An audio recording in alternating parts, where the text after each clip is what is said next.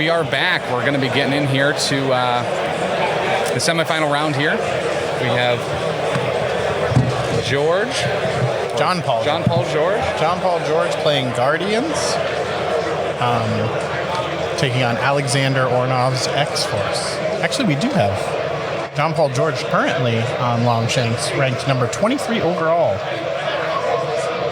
So one of our top players there. And Aleksander Ornaf, of course, a favorite of, likely, we know a favorite of Tim with X-Force, and the chat has been very excited about X-Force all day. So, and he played in the affiliation battle. Played Sentinels. So before you were saying, oh, like I just like X-Force, but now you are like, no, this is my guy. Well, it's kind of like how I say I like bees, but really I like wasps. But it's not acceptable to like wasps, so I say I like bees. It's pretty much the same.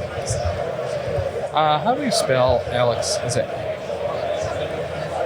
I believe it's A-L-K Sander. Beautiful. I don't think there's an E from what I saw on the Longshanks. Aleksander, yep. All right, stir crazy. No, Thank you. no. For the hydrate here, I'll get to that isn't. as soon as we get this all set up. I got to make myself a drink here as well. So we'll get that rolling, and then we have John, PG. Or just John, it's fine. Over there. Get those names updated. Look at that. Thank you, sir. Will those update? Yes, we just got to shrink down Aleksander a little bit. Little bitty boy. Whoop. Whoop. And let's get some of these changed around. So we're looking for X-Force. And, oh, that was points. Tim, you stupid idiot. Loop. Nice, it worked. So now just looking for Guardians. You see me doing that simultaneously? What a champ this guy is. Guardians should be up. It was right there. Looks like we do have a priority roll here. Hydra, Asgard, Wakanda, Brotherhood, X-Men, Webs, X-Force, Defenders, Guardians. Nailed it. Doing good. First try. All right, let's get into it. So we have a new board here. Deserving, thank you for the follow. The Rust there. Aleksander is a tremendous player, very, very talented, pretty nice guy too. I really like him. Hard to say, or not difficult to say that I'm rooting for him. I hope he does well. John Paul is a JoJo partner. Thank you for the follow, Blue Gunner 38. Oh, that's awesome, man. So that's one of the things we really like is friends, family, LGS, people from FLGS coming out to support. Can I have another water? The people that they play with and showing up in chat to wish them luck and to watch them, play some really high-level MCP, which we've been seeing all day. And we're down here to the top 4. So this is going to be, I think we're going to see a lot of long decision-making here. I think, yes, we did see some faster play early on. But I think this is crunch time. It is. We are near the finals. I think our players here, I don't know how much our Guardians player, John Paul George here, has played against X-Force. I know Aleksander has been playing X-Force. This will be his third straight, or playing against Guardians. This will be his third straight against Guardians. So yeah, he's very comfortable. Will the unfamiliarity with X-Force, will that play a factor? Yeah, I mean, it's got to be... You got to feel pretty confident, right? If you're Aleksander right now. Yeah, you've been running through Guardians all day. Yeah. All weekend. And now here you are looking, you might be rooting for Guardians in the other matchup, which we will keep some updates inside of chat as much as possible. We've got Alyssa as our eyes in the sky over there watching that match between Dustin, who won on our stream table last round, and also a huge shout out. So I can see on the side of the board here, Aleksander is also using the Tectonic Games wooden objective, token, card, and character carrier. which is very cool. Tectonic Dan, huge shout out to him. Met him at Adepticon for the first year. Super good dude. Tectonic Games. If you Google them, you can find some really cool MDF and woodcut and burned carrying solutions. And Blue Gunner, it looks like all that work is paying off here. We're on making it to the semifinals with that. Well, and that's the thing to say too, right? Aleksander has been kind of dumpstering a whole bunch of Guardians players, but at a certain point, that luck is bound to run out. And with so many competitive lists and competitive players playing these Guardians with CGR and Black Order, I mean, I think it's a real testament to say that the ones that have in fact gotten this far are the real champs of that particular roster. Absolutely. But we have Dustin with Brotherhood and Gregory with Guardians at the other table, which you can follow along with that in chat. We'll call that out as we have time to do that. We're excited. What was your big chucker about? Didn't you have a big chucker about the finals? That it wouldn't be a mirror match. It would not be a mirror match. Okay. So we are both still alive for our big chucker. One of us will be correct. Alec with priority. All right, I'm really excited to see. So we were going over Alex's roster here before the game started. Some interesting picks in there. Doctor Strange, Invincible Iron Man. Said that he swapped out Honey Badger for a Bullseye, who just does a lot of work moving up and then hitting, running back onto a point. Bullseye has a lot of guaranteed power generation, whether he does damage or not. Legacy Virus and Sword. Okay.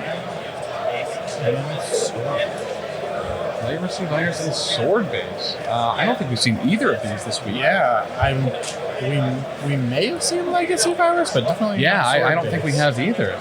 So Legacy Virus is very interesting. We've talked about this. We've talked about it happening at another table that was on Legacy Virus, where you have the 3 Legacy Virus cures, and if you somehow get all 3 of them on one character, at the end of the round, if they are still holding them all, that character is KO'd, and you get 6 victory points.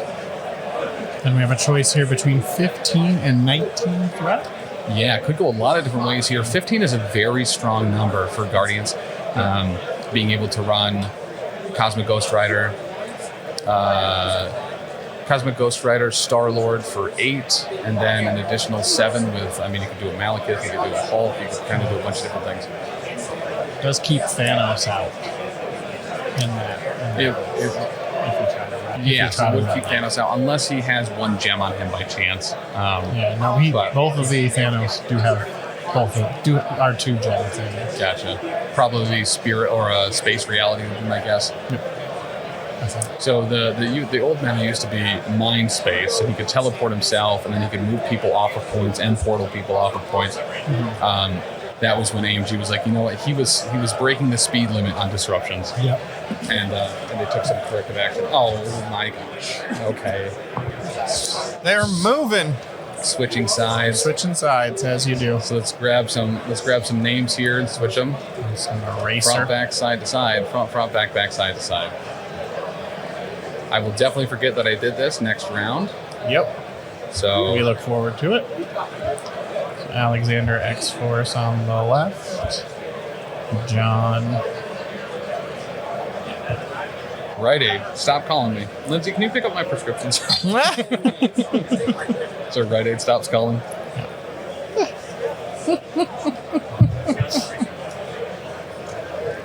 Oh, but nice. Will's getting this map from Art. Appreciate it. Hell yeah. All right. So I already liked this guy, right? But he has some of the PCN sleeves. With the what do they call them? Couldn't call it Hydra. I think we called it Secret Friends. Secret Friends. That's right. And the Secure and Extracts. He's my favorite guy in the world now. Yeah. Secret Friends. Shout out to Jay from 5th Troop. He's the one that made that design. I do like how last round you were like, I just want to see X-Force, and now as every layer that you kind of peel off, you're like, you know what, Aleksander, you're my dude. Shorty Paint Studios, hey! Insidious Mod? Ooh, yeah, we are playing Sword. Yeah, you can pick it up tomorrow, that's fine.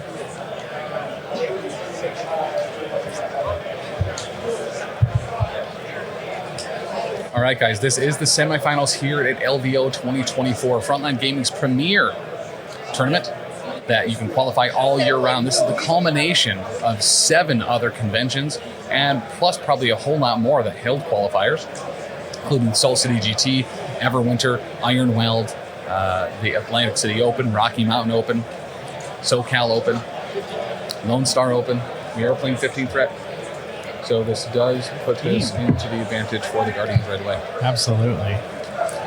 Guardians love to get threat as low as possible so they can really control the board. Yep. If you're X-Force, and you went over X-Force's list, what are you looking at in a 15 threat? What do you think we could see here? For X-Force, let me pull up Aleksander's list here. Here's what I'm thinking. You're running Cable, right? He's the leader, so that's 5 points there. A third of your stack is out of the gate already. I think you're adding in another 5 points with X23 and Bullseye. And then that last 5 points, maybe it goes straight. Mm-hmm. Maybe this is when he comes out. Okay. He doesn't have another 2 threat, so the 15 is actually very awkward here. Yeah. But maybe Cable, Psylocke, Deadpool would be 11. Then you'd have 4 more, and you could throw in maybe Logan or Invincible Iron Man. Having that X23 there, I think, is going to be important for him, though. He's going to want that. And Deadpool, I guess, has been doing some absolute work for him. But with some of the... Let's look at... How happy does that make you? The Deadpool might be there, too? Yeah. No, when he was talking, he was like, yeah, Deadpool's been doing a lot of work. Like, you're getting a little giddy, I bet. Yeah. You know what I mean? Like...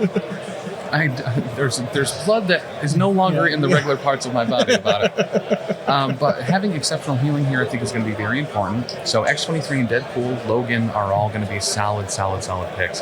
And actually, that's a great roster right there. Cable, Deadpool, X23, and Logan. So we're looking probably at a 3-on-4 here.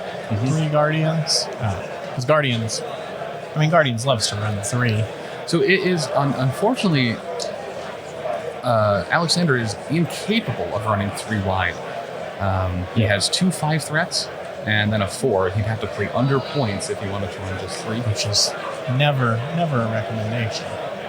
Seagram, that is 100% what I think will be happening here. Yep. Is Cable, Deadpool, X23, and Logan. Is that a big chucker call? I actually think that might be a big chucker of the game. All right. Though, I don't know, having Iron Man in there for Helios maybe instead of Logan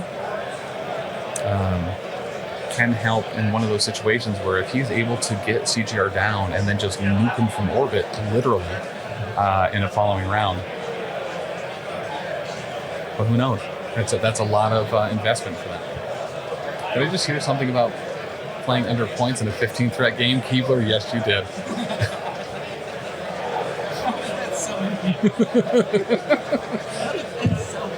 Taylor's just like, how did that summon him?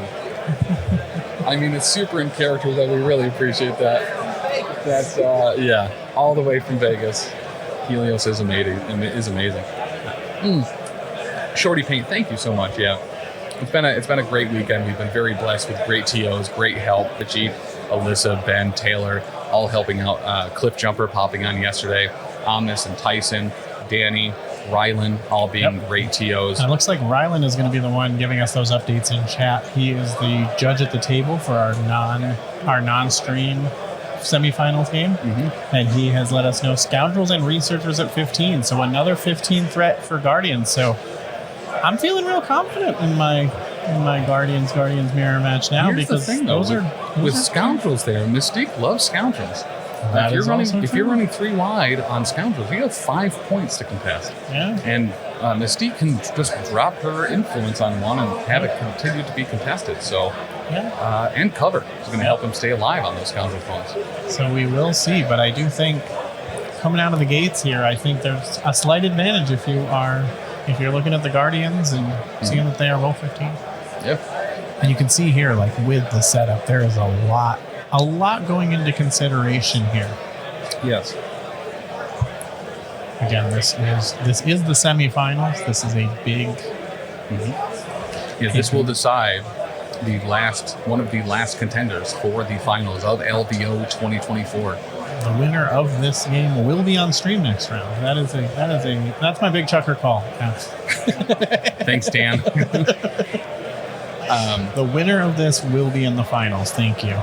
But here's one thing. So I believe you had the stat earlier. Do you know how many LVO qualifiers were run on Longshanks this past year during this last qualifying season? I do have that. We had 44 events throughout the year. A total of 1,473 games were played during that time. Wow. Yeah. 244 events. 44 events. Oh, total 44. 44 events. 40 But still. It's 244 lists. Yeah. So 244. I feel like that's low. So there was probably some And that there's weren't on some that Longshanks. might not have been tagged. Yeah. That is just what was tagged as Yeah. an LVIO qualifier. But we had 244 different lists. So 244 different players in those. Yo, did we call it? Love it. Love it. Okay, so big chucker call already in. That is Cable, X-23, Deadpool, Logan. Very cool. And then I don't think there's going to be any super surprise here. We have Star-Lord, CGR. We can read it off, but And who's that last one? Is it Hulk? Oh. Yeah, so we'll just need his tactic cards. We don't need his character cards. okay, yeah. So we have those characters for X-Force there. And then tactics, we've got X-Ceptional Healing. Mm-hmm. Pretty Sneaky Sis. Pretty Sneaky Sis. Love it. Sacrifice. I can't do it. You're much better at it. Sacrifice. Cat and Mouse. Yep. And Brace for Impact. Cat and Mouse. Cat and Mouse. Cat and Mouse, a very important card for X-Force, allowing after deployment for him to move any X-Force member, those hydrates get into me, up range 2. And we have the... Did we say what we had? They didn't bring the cards over. Do we know? Yeah, well, we knew what it was. Star-Lord, CGR, and Hulk. Okay, because I do see... Because I'm looking at the wrong side. That's why I see. Because I was like, oh, I see 4 cards. That's weird, but... And that is the first CGR of the stream so far. That is. First card up sounds like Sacrifice. Sacrifice. Brace. Mm-hmm. No matter the cost. No matter. Recalibration. Recal. And fall back. Fall back. And these are all kind of the tactics cards that we saw really being the most popular. I think where those 5 were really high on the list. Yeah. So, because Guardians was very high on the list as well. Costi, thank you for the follow. Really appreciate you guys being here. We've got some information from the other table as well. We've got Dustin bringing Mystique, Hulk, Colossus, and Toad for his list, and then Guardians is playing Star-Lord, Agent Venom, and Reality Space Thanos. Oh, interesting. I like that. So just talking to Gregory, that seemed to be more his vibe, and he really likes Agent Venom. I'm a big fan as well. So if we do see that that Guardians mirror, it looks like they've got Different ways to go about different ways to go. So also for tactics cards for those folks, looks like Dustin brought Indomitable, Deception, Sucker, no matter the cost, and Fallback. While Gregory has brought Brace, For an Assignment, Love For an Assignment, Crew of the Milano, Patch Up, and Galaxy's Greatest. And Crew of the Milano was, because there were 3 Guardians lists, was one of the more popular tactics cards because they're all running it. So it does look like we have Cable down center there in the middle with the shield and cape. Star-Lord on John's side. And then an X-23 slightly above. This map looks great. Yeah. With that terrain. The rusted terrain there. Yeah. I don't want to brag, but I did help set up the terrain. Nice. That is what happened. So. In that I handed terrain to Omnis for him to put down. That's nice. Yeah. What a good dude. As soon as I said that, I was like, well, wait a second. I don't want anyone to blame me for where this terrain is. I didn't put any of that terrain anywhere. Now we have some CGR.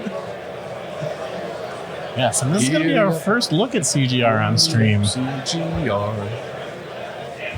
Who was, I believe, in 4 of our top 8 lists overall. Weasel has just banned the word cable. Wow. This is a direct affront to you. Mm-hmm. Yes, it is. All right. So what are we going to call him? Who is that? The X-Force leader? So normally when someone says that name, I say, "What's that?" From the Deadpool game. Okay, well that's... The man with a plan. You want to throw the dice back up here? Oh yeah, good call. There we go.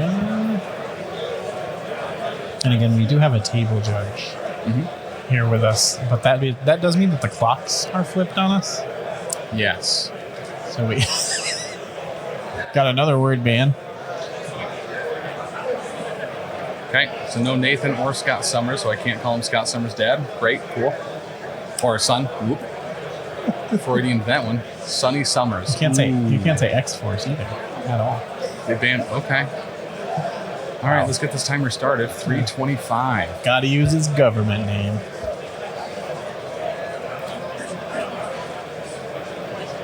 All right, so we have Cat and Mouse on Who Is That? Looks like he's going to be moving up range 2. A good start for the murder squad that used to work with the X-Men.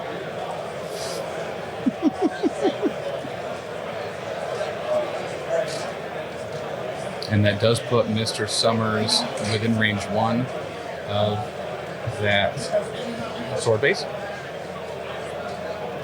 Leading with Mr. Summers is an interesting choice here. Normally you'd like to kind of keep him back a little bit, so maybe you can tap a couple people.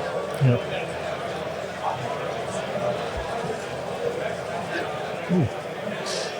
All right, that was 2 blanks, No 2 extra skulls. power. Yeah. 2 blanks, 2 skulls, and a defense. Whoa. That's big not old a riff. great start for CGR. Chat is... I got nowhere to be. Yeah, I was going to say, someone, Keebler there, trying to ban 2 words in one. I don't know about that. It's So the now connection he- of the words, but he is now spent to also ban the other one. But you can say Scott by itself now. Yeah, but Scott's his dad. Scott's son. This word here is that guy's name. Oh, okay, got it. Yeah, The CGR we all dream of facing, right? The one that rolls no I think Scott power. and Summers are now banned because there was the double redemption. If I'm going to make a judge call here. Okay. So, Yeah, Chad is real happy with our first look at CGR going this way. so Scott wasn't banned, but the full name was. So I can still use Scott currently. But I think, I don't know. Isn't the IRL word ban a single word? It is. So if you use it for both, it's those two together in conjunction. Got it, okay. So if he was smart, he would have just done Scott and then Summers. Yeah, I wouldn't even bring it up because I would like to be referring to that character as Scott's son for a little while. Scottson. Quack is back, Keebler. I don't know if you've checked the sound redemptions. It's in there, man. Quack.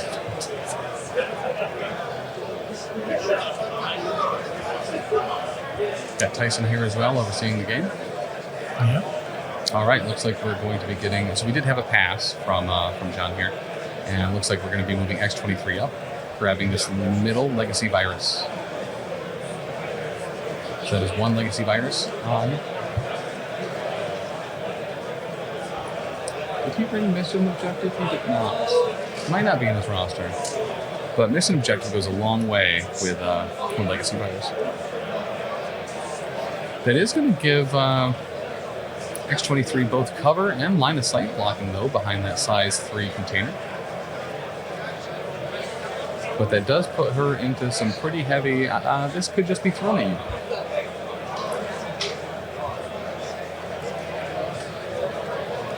Update from X-Pax is over at the Blood Bowl. He's 1-1 right now. Very nice. Yeah, I went over Sevens. there. I'm jealous. Blood Bowl's the only game in here where the players are sitting down while they play. Yeah. So everywhere I look, you gotta stand, you gotta move in. The Blood Bowl players are just sitting down, murdering each other. It's good. It's a good, relaxing murder. Yeah. Yep. GRM. Good, relaxing murder. Tim did used to play Blood Bowl. Mm-hmm. Are you gonna get back? It's been a year now. There's no way it's been a year. Because we were talking about it at last year's LVO, getting into it. So it's nearly a year, yeah. Right, but then it didn't come out for a little while. Because I remember in January last year, I was still streaming WoW. And I was streaming WoW it came out in February. Yeah, so we're not at a year yet. Well, we're close. I'm just saying. I suppose. We would love to see you back, I think. Blood Bowl is GW's best game ever by a mile. I really enjoy it. Honestly, I would really like to try out Dungeon Bowl as well, using the same models and like a... Have you played it?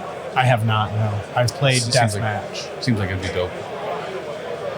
All right, looks like we're going to be getting a Hulk activation here. Only 2 characters left to go. Crises are Legacy Virus and Sword. Yes. Tim likes games where the dice punish him. Listen, I'm going to get punished anyway, so I might as well have the dice do it. Exactly. What's the crisis? The crisis is Legacy Virus and Sword base. So Legacy Virus, again, they have to pick up all the diseases to get those 6 victory points. When you're running at 15 threat, a little difficult to... Hard to have some sacrificial lambs there, for sure. So, will be interesting to see if they go for that. X-Force does have that man advantage. Might be able to give up somebody. Yeah. Streaming with Canon, thank you for the follow. Whoa! Aegis Brand. Dude, Leland. Thank you, man. Yes. That's Revan Reborn getting a gift sub from Aegis Brand Studios. Make sure to check out Aegis Brand Studios on YouTube, where they do battle reports for Marvel Crisis Protocol, painting videos, as well as battle report videos for Star Wars Shatterpoint. So that was a dodge roll from that big thing in the middle. Was going to do 4 damage, blocking 2, so that's going to have X-23 taking 2 damage. Drive-by gifting. Love to see it, man. Very excited to see Leland for the first time in person at Adepticon this year. Okay. So that leaves her at 3 left, I believe, on her healthy side. And she has already gone, so she's not going to be getting the fast healing this time, but...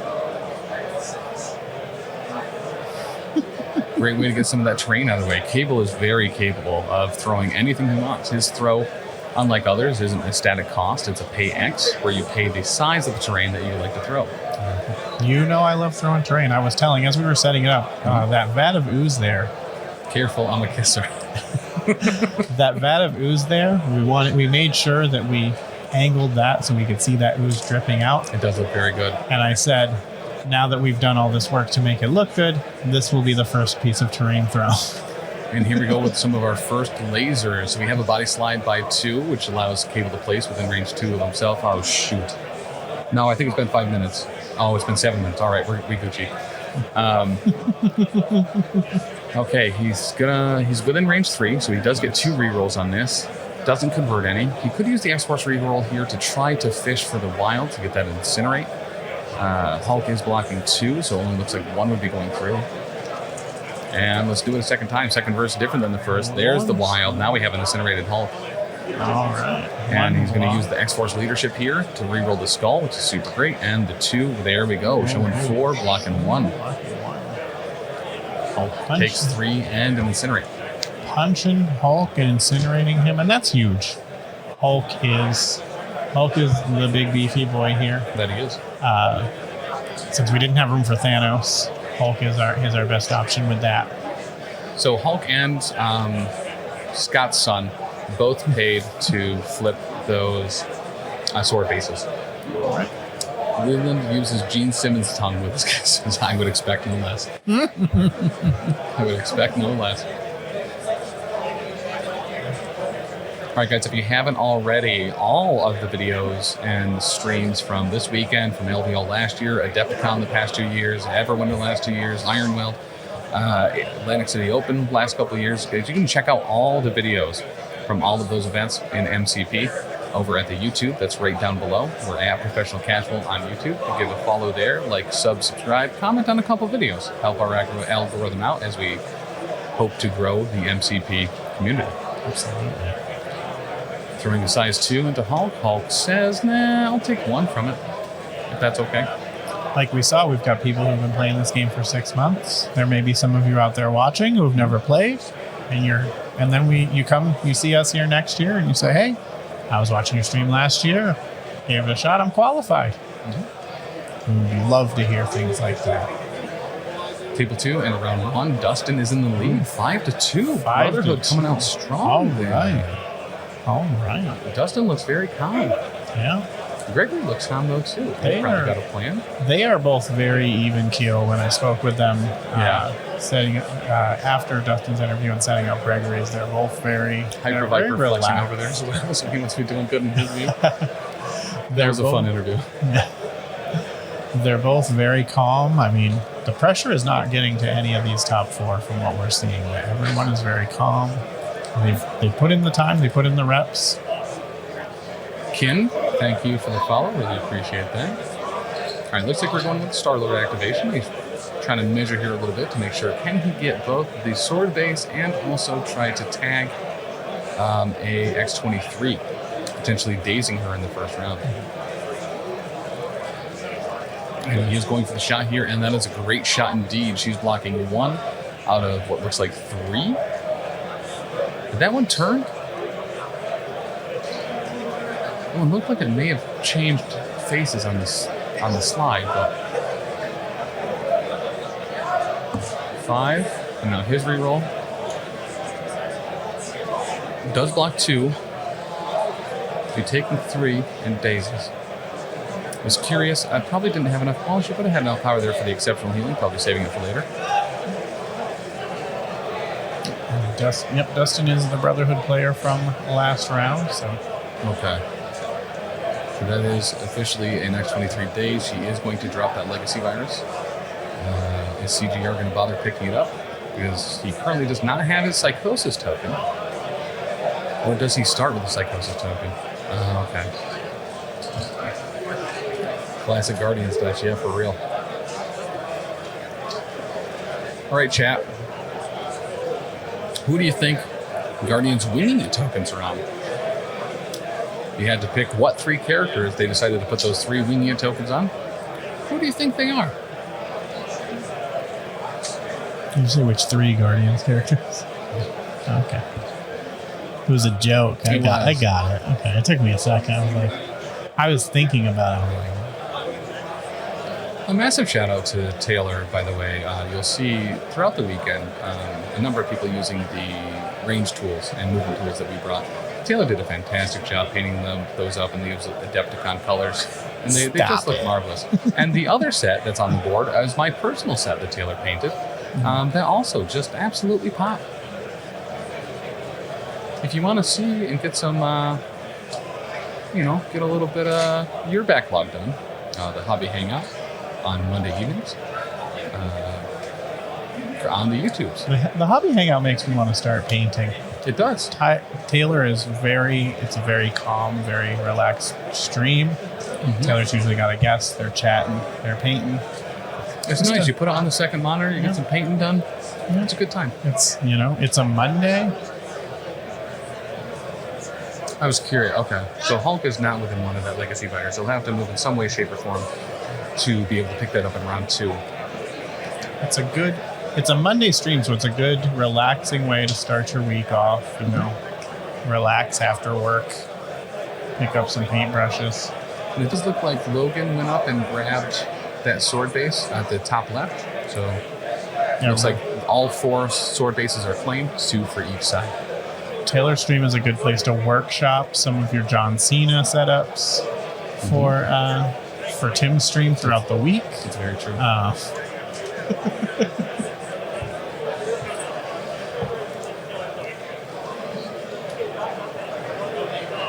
I forgot to tell my guild we were live today. I'm going to go over there and do that right now.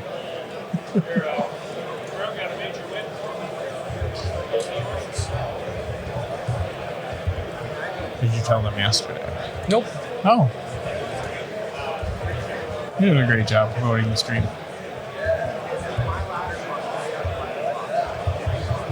Professional, casual, network. It's easy for you to spell, eventually. You got to remember, if you wanted to hyperlink, you got to put in that www on Discord. Remember, if you wanted to hyperlink, you got to put in that http. // There you go.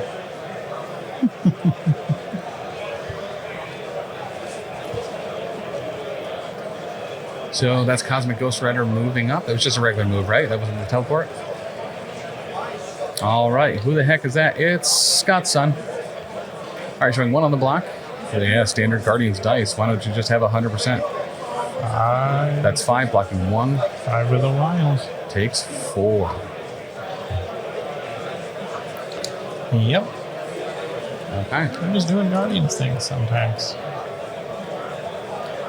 Thankfully, that only gains him 1 power, as them chains be gainers. And now Deadpool coming in, about to take a whole bunch of bang shots. So how Deadpool's abilities work is he has stab, stab, and bang, bang. Okay. If he gets the triggers off of the first attack, he gets a follow-up one. If he does it again, he gets another one. All right. And looks like he's going to get it. There we go. Hulk is, in fact, blocking 2. He's going to take 2 here. He's going to reroll the skull because it's going to be automatic damage through, and he gets it. So that's going to be 3 damage through on Hulk, and he triggers the follow-up attack. No. All right. Oh, he's not Pewdie Banner, though, and he will convert 1 more. Okay. So that's 2 going? And we get a bang bang. Yep, so 2 more through on Hulk. Ooh. But he knows karate. Deadpool, so he can reroll a die. Yeah, karate works. He's going to have 2 more go through. All right, 4 more on Hulk. What's that put Hulk at, I think? Looks like Hulk has 3, 6, 9. Dang, that's fine. Yeah, Hulk at 9. Okay. 1. Okay. John does have... No, he doesn't have catch up. He does have sacrifice, though, which could come into play here. Not this round, but next. And that is going to end round 1.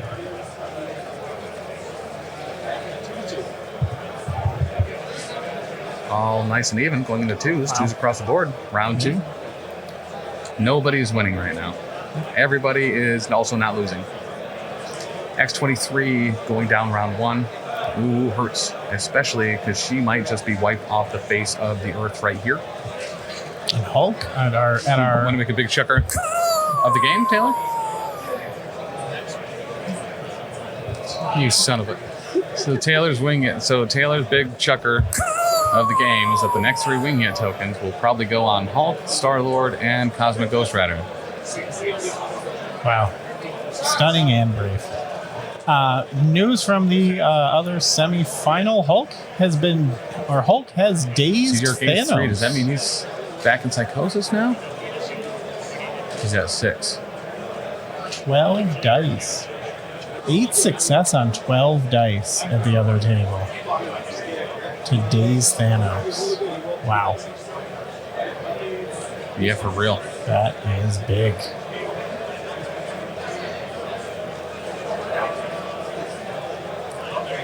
So we're feeling, we'll get another update on the score when the round ends, but it's looking good for Dustin. Okay, so a huge tactics card use there. Pretty Sneaky Sis activating on Cable, Deadpool, and X-23. That means they have a super stealth. They cannot be targeted unless you are within range 2 of them.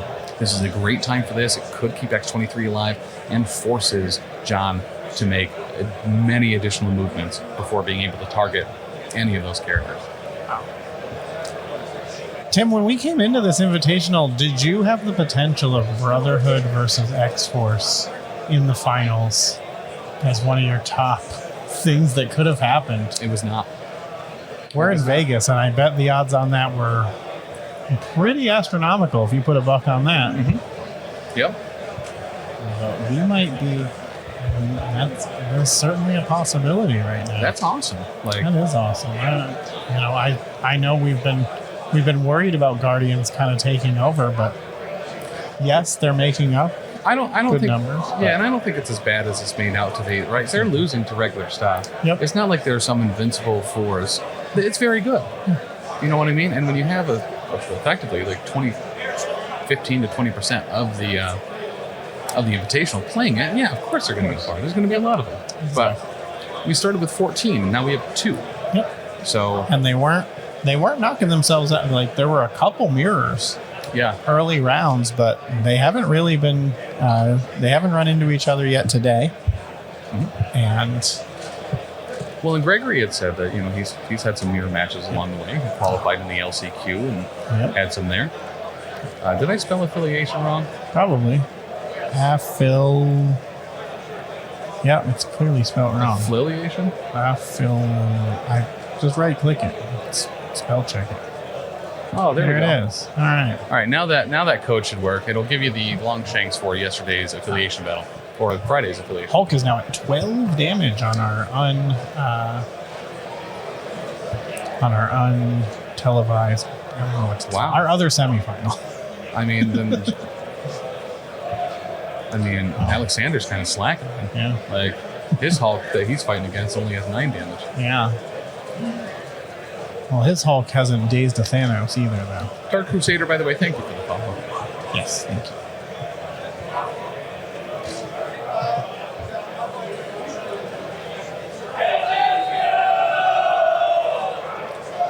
Love the WOG. Yep. We're excited to be here. Apocalypse games. Yeah, so I think it was Alyssa got some great shots of some of the Apocalypse games earlier. If you haven't already, head over to facebook.com/professionalcasual where you can check out a lot of the pictures from this past weekend, or the Instagram, or the X, or the TikTok.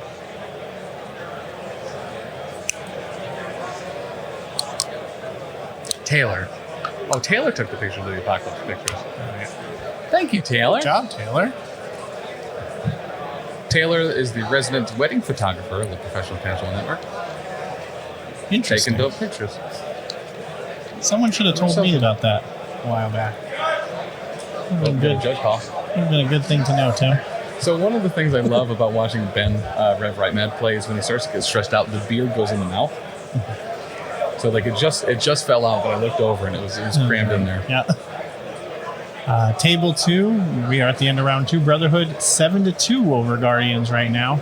Thanos and Mystique are flipping, and Gregory has priority. We could see a pretty drastic change over there. Yep.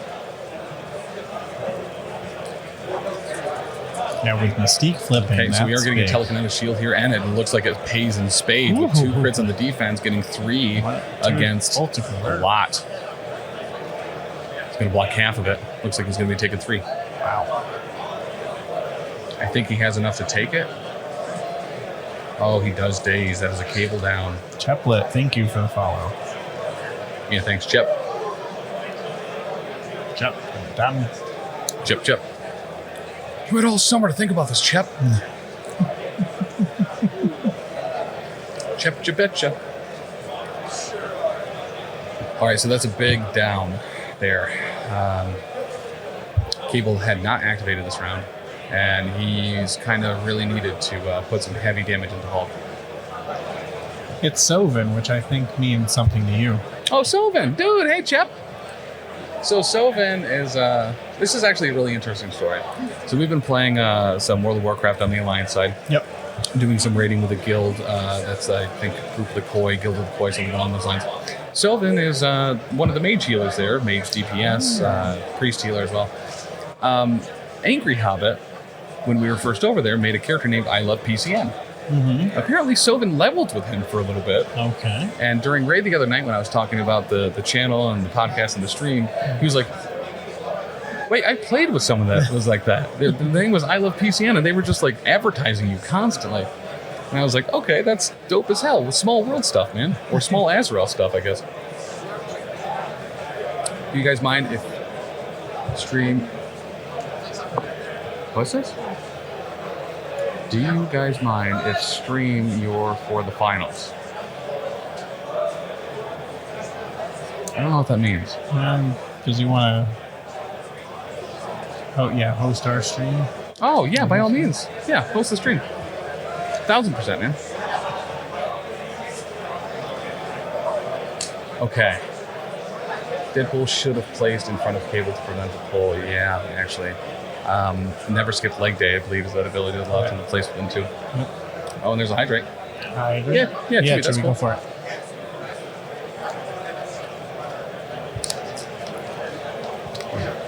Okay. Posture check. Oh, yep, there we go. There we go. All right. So looks like trying to range out some attacks to make sure we can be at max distance from Hulk. So effectively, you can't use two of the same range tool at the same time, but you can use a movement tool and a range tool at the same time. Got it. Short is about range 2. Okay. Medium is about range 3, so you can kind of double dip a little bit. Yep. How did the poll happen? It was from Cosmic Ghost Rider. What is the reason for that? They don't like pre-measuring. Okay. So effectively, what AMG tries to prevent is kind of that like perfect knowledge of the game. They want you to like move up there and figure it out, not like I'm only going to do this if I can get there and be in range. Yeah. So you can pre-measure a little bit, Yep. but not using 6 tools to make sure you can plan out, some geometry thing. It's supposed to be a little bit more loosey-goosey. Yeah, you need to make the move before. Yeah, get good. Don't have templates do the work for you. Yeah. That's exactly why I'm not in the Invitational. I don't have a template. The what? Oh. Lose the glasses. Oh. They're doing this. Oh, it's LVO. Oh. I thought he went with Hulk. That makes sense. Oh, yeah. What's That was some LVO? Hell Blasters. What's up? What's LVO? What's LVO? LVO is the culmination of a year of qualifying events across a number of different local game stores, conventions, and events where players can compete to get in the top 8 or win, accumulating points throughout the year or automatic invitations. Then, at the end of the year, those are totaled up, people are invited, and in January, LVO happens, where there's a last chance qualifier on Friday to get those last couple slots filled. And then Saturday and Sunday is a big 64-player tournament where the best, the brightest, and the luckiest get in and compete for that LVO glory. We did have 3 players who went 4-1 in that last chance qualifier who did not make it to the Invitational. So it is quite a grinder there. And if you are someone who's procrastinated and we're here at the last chance qualifier and you would like to qualify for LVO 2025, it's a good time to start thinking about that. We've got the Cherokee Open for the East Coast people around the North Carolina area in February. And you can use that link right there in chat to pick up your tickets for any of those events throughout the year. Absolutely. Using that link helps us considerably provide coverage at these events. Whether you're picking up models, terrain, miniatures, pre-ordering some of the old world stuff, or grabbing your event tickets. Frontline Gaming has a pretty considerable discount over retail in general. But using that link helps us considerably. And then our other event we've got coming up for people more on the West Coast here, the Rocky Mountain Open in Colorado, is going to be the weekend before Adepticon in March, I believe is what you said. What's this, Taylor? Logan into Star-Lord. Okay, so Star-Lord is blocking 2. And he'll take 4. A great start. Star-Lord has 6 on his healthy side, so he's only got 2 left. So if you want me on stream again next year, Lose the Glasses is going to have to lose its way off the stream. I put him back on, my bad. Wow. I don't even know how long it's been. It's actually super interesting with War Machine. They allowed unlimited pre-measuring, so you'd see tournament games with melee range tool on every single model and a pile of movement tools and proxies. Ooh. Yeah, that doesn't sound... It's hard enough to follow what's going on right now. So this is what I do isn't nice into Star-Lord. This looks like it. Ooh, I don't know. It's a pretty stellar roll there. Showing 4. The wild with what I do isn't nice counts as 2 successes, so we're showing 5 there. He's blocking 2. He has 2 left. He needs to convert these. I can barely read the words "the power phase." He does get a throw off this, I believe, as well. Maybe not. I can't believe you left me out here by myself as the only one with no glasses on here for a second. Yeah.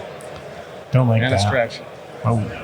How can we see the lists? Well, there's a great place to see the list, and that's on Longshanks. Which you can get with that code right there. I've never heard every single model, but it feels like every year I hear more bonkers way people mess with infinite pre-measures. Yeah. So that Longshanks link right there will bring you to the standings for the entire event, as well as everyone's lists. So Star-Lord dazes, and it looks like Logan flips that point to the X-Force side as well. You can also look at the entire bracket on that Longshanks to see how these players got here, who they faced. And if your favorite player was eliminated, you could see what their path was in the Invitational. I did hear about a game where players forget which bases were proxies and which were, yeah.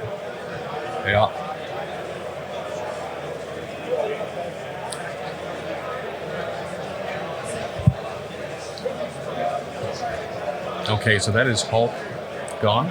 Or I'm not sorry, Hulk gone, but CGR. Cable is dazed. Deadpool, I believe, has yet to go. And Logan has taken out a Star-Lord. So we have X-23 and Deadpool left. Obviously, John has the opportunity to pass here, but could be dangerous. Could be dangerous. Or does he allow Deadpool or X-23 to go and potentially daze that Hulk before? But if they don't, it's going to power him up and give him a whole lot more dice on his attacks. It does look like he's going to go with Hulk.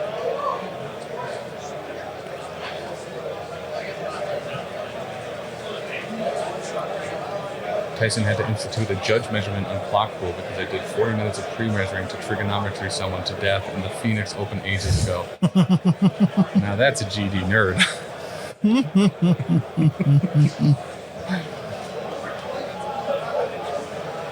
It's his name. That's incredible, though. Like, that's some next level stuff.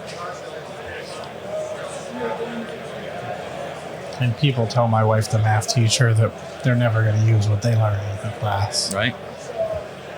If I didn't have the angle, I lost, so I didn't mind, but it was hilarious.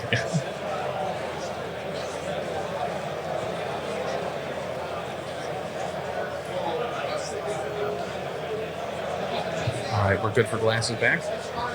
And he's going to pass it. Okay, so kind of a big thing here. Does he lay into Ghost Rider?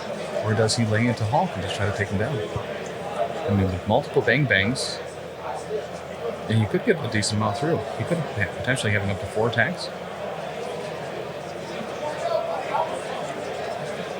But it looks like he's more interested in probably grabbing that Legacy Virus. Mm-hmm. Maybe 2, actually. Take 2, they're small. How much power does he have? Looks like he's sitting on, it's either 2 or 4. I don't know if that's a 3-piece on Deadpool. 2. He is sitting on 2, so we wouldn't be able to leg day, but he could potentially medium up, grab that point, and then start heading towards the top.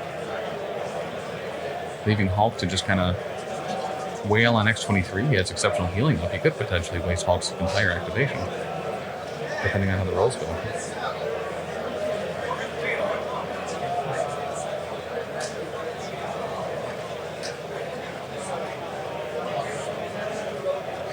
Yeah, so we picked up our Old World stuff, came out yesterday. It was in the Merchant Hall here. Grabbed the Tomb King starter, the core book for Dan, and the Arcane Journal. Beards, Ears, and Skulls is the new Professional Casual Network Old World podcast. So check that out. There's an episode up. There'll be another episode going up, I believe, Monday, where we start talking about the rules, the system. We have 3 different players at 3 different levels of play. I have never played a rank and file game. It's me, Dan, and Taylor. Taylor's the host of Beards, Ears, and Skulls. And he kind of brings us on a journey where we have a whole bunch of different stuff going on.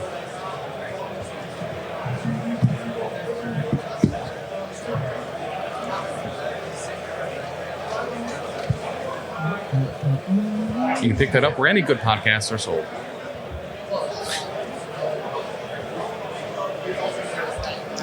Semi-final action here at the Las Vegas Open Invitational. X-Force versus Guardians tied at 2 in round 2. Mm-hmm. A lot of thought in this. There are 2 rounds left. 2 people at the commentary table. 2 sides of dice tray. 2 towers in the Rio. While we have a little bit of time here, why don't we do a giveaway for a set of metal dice from MistyMountainGaming.com. Misty Mountain Gaming, I would highly suggest going and checking them out. Let them know that you've heard about them through here in this stream. And it's a beautiful purple and gold set of metal dice that we're about to give out. Our chest clocks to use, there they are.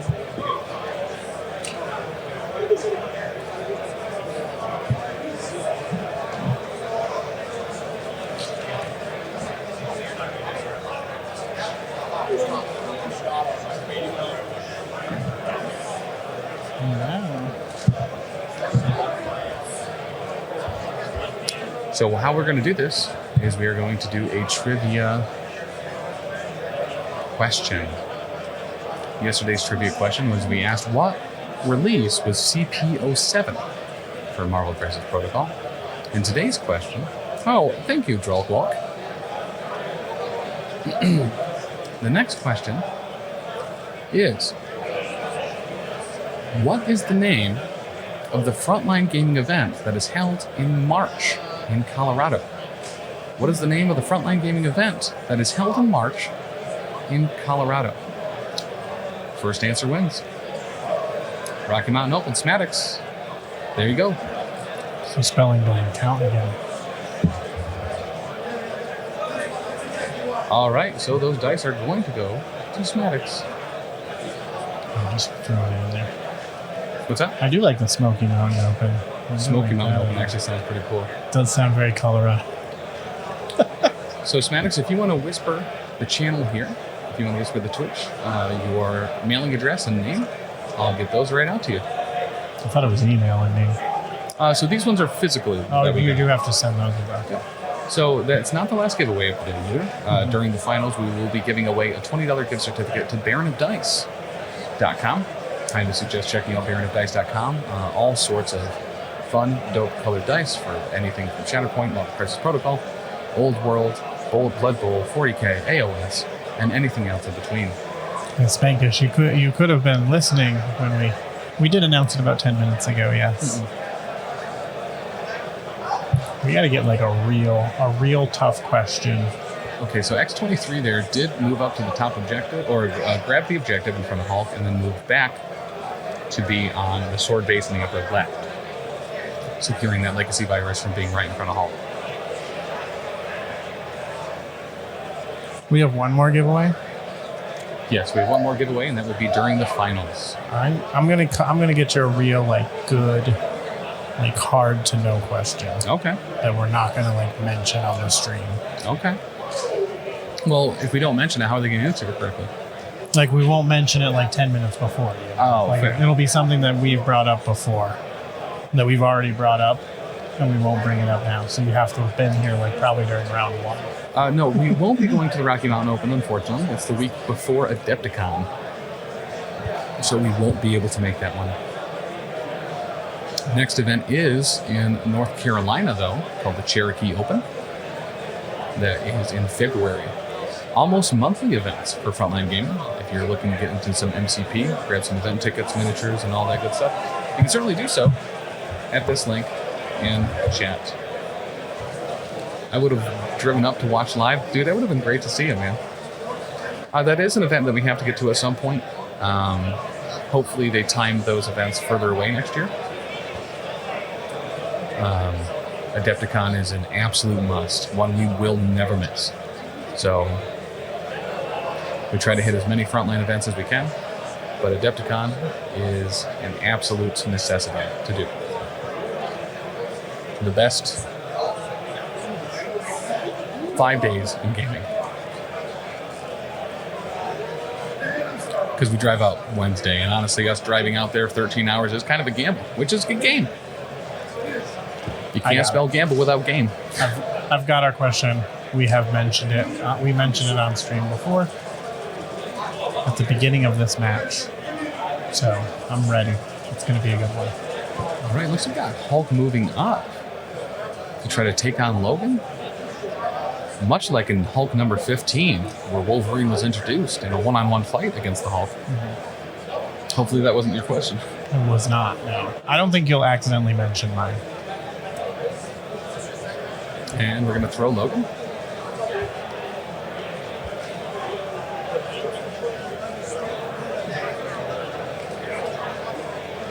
So what does Sword Base do?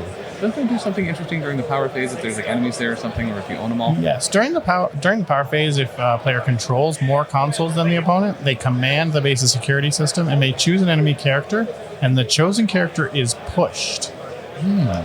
Pushed S. The small. Short. Not small, short. I'm here. I missed the beginning. Can we start over? Kill Panic. Yeah, absolutely. Classic Kill Panic shtick. Yeah. Always love it. Rewind it. Hulk is going to flip the objective. Technically, it's 2-2, so It's tied. There's really not been any progress. I think we're fine with continuing where we are, yeah? Yeah. Okay. So that was a walk and a gamma leap, so it does look like we have an attack probably going into X23 here. Exceptional Healing is in fact still up. One Tommy gun. Thank you for the follow. I don't think we mentioned this. Over at the other semifinal, Star-Lord has KO'd Mystique. Ooh, you're going to probably be Hulk community bannering there. Or is that only in defense? Those look like a lot of them. Looking at... So Mystique is off the table for Brotherhood at our other one. So we might be looking at a Guardians comeback. All right, Assassin reroll here. It doesn't go into anything, but here's showing 4. That is going to be X23 still alive. But there's a wild there for the throw. And we're going to Exceptional Healing there. X23 will take 1. Wild trigger throw happens. Gets X23 off the point. Got to stay in brand. Know what I mean, Prime Man? It's not always about the mind. It's about the mix. Exceptional Healing is just, listen, it is a bonkers card. It's real good. All right, and it looks like Deadpool is going to be coming down to grab that Legacy Virus.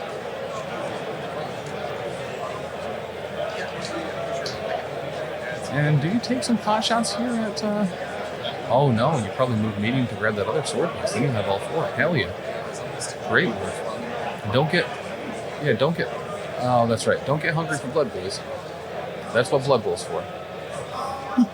Win on points. So I believe that's going to be 5 points for John. 1 point. Or, I'm sorry, 5 points for Aleksander. 1 point for John. Oh, my. Tim is here holding in his excitement here, but X-Force pulling away here a little bit. Taylor, does that have John at 3 now?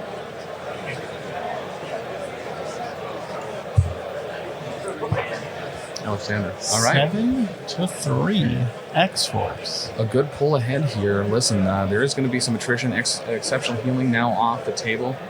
And Pretty Sneaky Sis. That was the Pretty Sneaky Sis round, having to be within range 2 for any attacks. Still has Sacrifice and Brace. Over on John's side, I don't think anything's been used. So he's still full tactics cards. And again, I don't want to get ahead of ourselves, but man, X-Force Brotherhood Finals, like... Listen, X-Force certainly doesn't have this yet. The attrition's going to start hitting real hard here. Cable's been flipped. X23's been flipped. The leadership could just be lost here. Ghost Rider gaining 3 power. I believe that definitely has him in Psychosis now. So he cannot hold or contest objectives. But he counts skulls as successes in pretty much all of his rolls. Okay. What's the score at the other table? I don't think we've gotten an update since round 2. I think they're still in round 2. I know that Brotherhood was ahead by a healthy margin. I want to say 7-2, 7. I might also be 7-3. We're getting the sword-based push now here. Looks like it's going to be going on Cosmic Ghost Rider, just getting further away. Make him spend his power to get into range if he wants to double attack. And then a Hydrate from Mad Alex. Mad Alex, good to see you, man. Let's go Plucky Misfits. 7-2 at round 2. Thank you. He really is. He really is the best.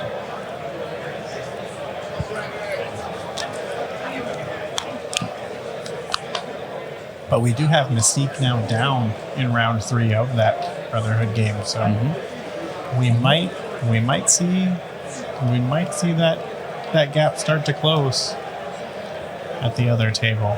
Very well could. I'm excited to see what that score looks like after round 3. All right, so looks like we're testing some measurements here. Seeing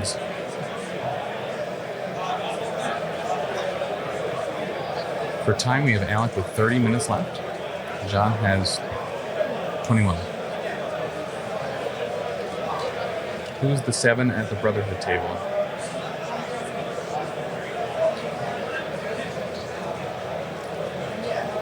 Oh, the push was on Star-Lord.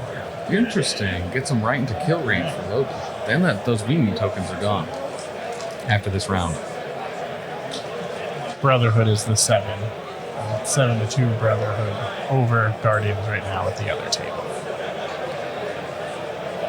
Yeah, very realistically, we could have an all-mutant finals here. And Still, the new mutants haven't even come out yet.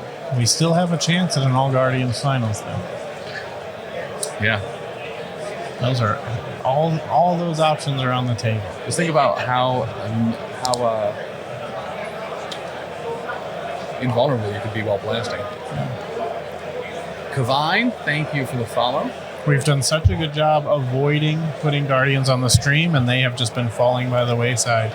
We have not been avoiding putting Guardians on the stream. Stop saying that. We have not chosen anything that's gone on the stream. Well, that's true. We have not. The tournament organizer has done that. Can you hand me a bottle of water? This is our last bottle of water. Ooh. Thank you. I can remind me to grab more while you're doing interviews. Whoever wins, we lose. all Guardians of the Galaxy final would in fact be dull. Any mirrors not super fun, right? But there is kind of something to say for the fact that, like, if you do have a mirror match in the finals, it is really a test on who played it better. Yep. Right? Now, the dice are a huge component of that. Of course. But still, you've got to make those right calls on. Yeah, dice and endurance. taking. Yeah, the convention fatigue. Caleb brings up a great point there. The mirror, they are not 100% mirrored lists, I believe. Correct. Yeah, and as we've seen with Gregory, he plays a very different Guardians game. And like I said before, I honestly would kind of like to see that played. I'm very interested in how he does that. All right, that's Trumpet, Lee, and Aegis. Thank you, Leland, for some hydrates. Should have shaken that up first, huh? When you put Mio in there and you just get all flavor. It's a powerful punch. Oops, all flavor.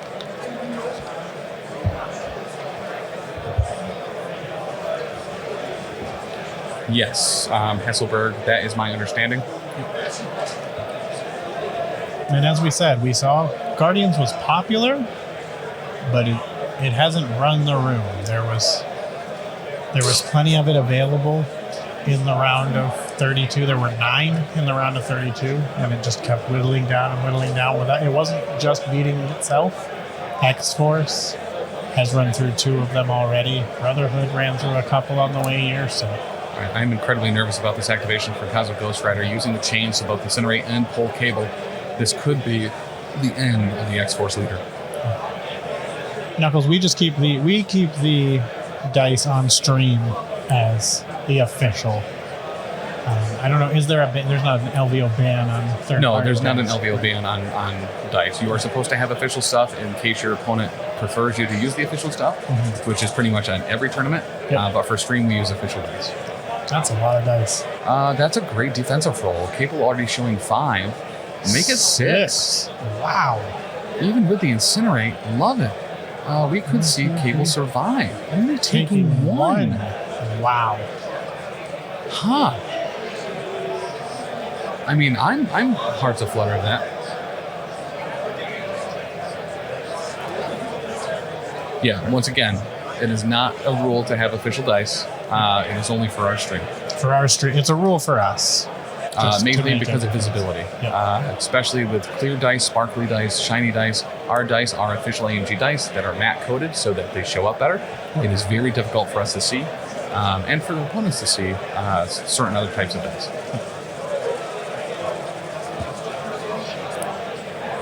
Dust to dust triggers, so the shields don't count. So that is only blocking 3 out of the 7. So that is going to have 4 going into Cable. Yeah. I mean, it doesn't matter what the dice look like unless the dice come with text to speech. When we lose the glasses, I cannot read them anymore. Right. Yeah, we really like the Baron dice. We're giving away gift certificates for them. Yeah. Pretty much everyone here at the network owns some Baron dice. I almost picked up the Sentinel ones today, actually. I'll probably go back for them. I love... And Baron's just a good guy. If you're using Baron dice, use code ARACHNE at checkout. And I believe it gets you a couple bucks off. Yeah, I love me some different dice. All right, so it does look like that's going to be 5 going in. CGR does use... it's 2 extra because he has psychosis.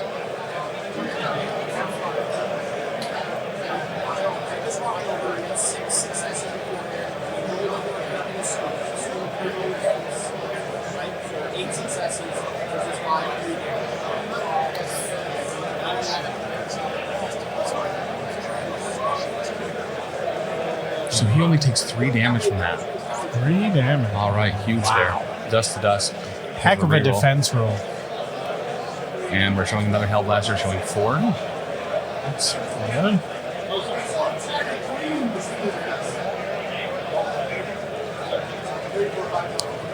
All right, so he is gonna. Oh, he's popped. Yep. And that's cable down. Cable is down. Oh, this is like I said, when attrition starts happening. Yep. CGR can kill 1 to 2 models per round. These tables are my living. These tables are my living. Now I've got blood all over them. Yes, we do have a code for Monument Hobbies as well. So with the Krill code, you use Professional Casual at checkout, you get 10% off your Monument Hobbies orders. Also, a huge thank you to Monument Hobbies for giving us a $25 gift certificate which we gave away yesterday. I believe Brian Watson, Obi Watts, won that. From answering the trivia question, what was CP? Oh no, it was a different question. I think we gave away a Baron first, but yeah, really like both of those groups. CGR, after murdering my best friend, Cable, will use his teleporting motorcycle to place range 2 away.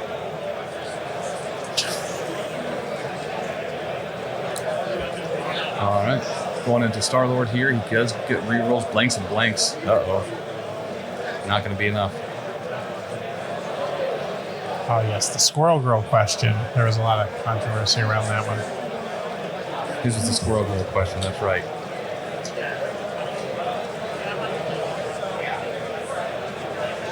When we interview the Guardians of the Galaxy player, ask which crayons taste the best. I chuckled at that one. I didn't know if I wanted to read that. I don't know if he's a Marine, man.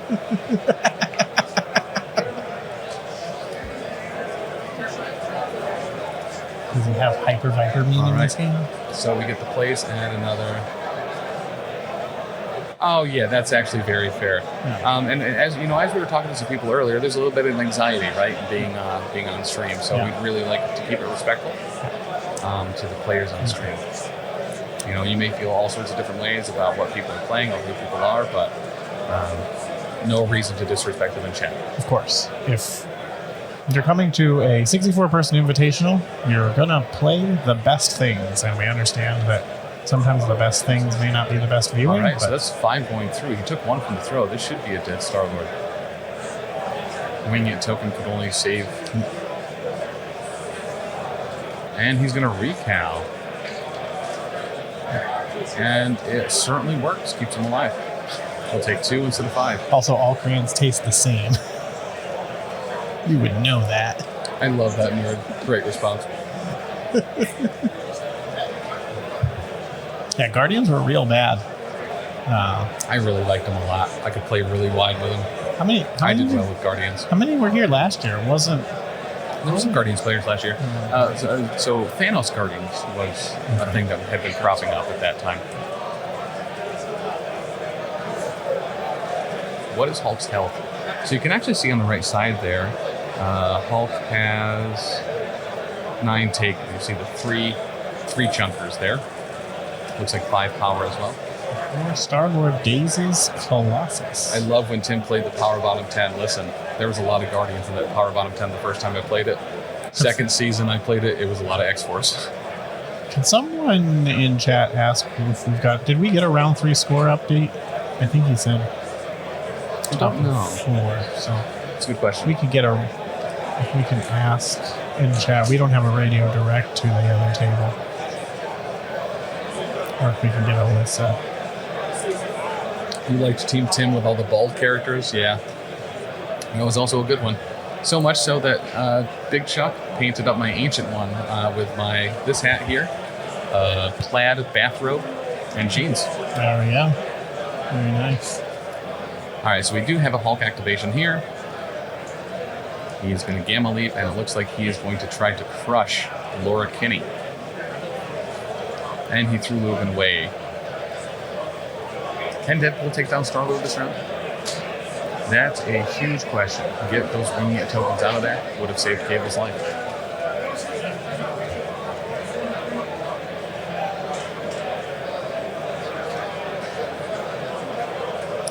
Yeah, last year at Adepticon, it was Thanos Guardians versus Malekith Cabal. Super fun.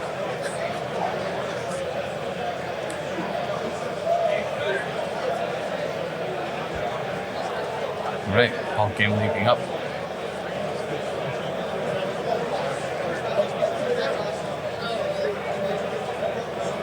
Exceptional is gone. Aleksander has Sacrifice and Bracelet.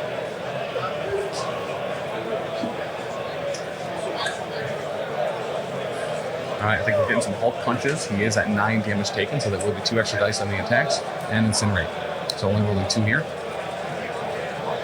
And that's probably gonna, well, maybe not. Okay, blocking 2 still has a reroll. Showing 3, blocking all but 1. Assassin reroll could block the whole thing. Maybe winging it here? I think he's thinking about it. He has a shield. 2 shields and blink he could use here.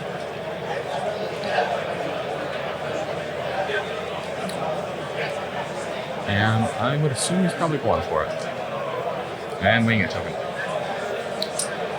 Nope. 1 is not converted. Let's see what the other one did. Another one doesn't convert. All right, so we're showing 3. She has Assassin reroll. She'll take 1. It's like Exceptional Healing 2.0. Rylan, they're asking about the other game, the non-stream game. Well, listen, at least it took 2 actions there. That is going to be a KO'd X-23. All right, it's all up to Deadpool and Logan now.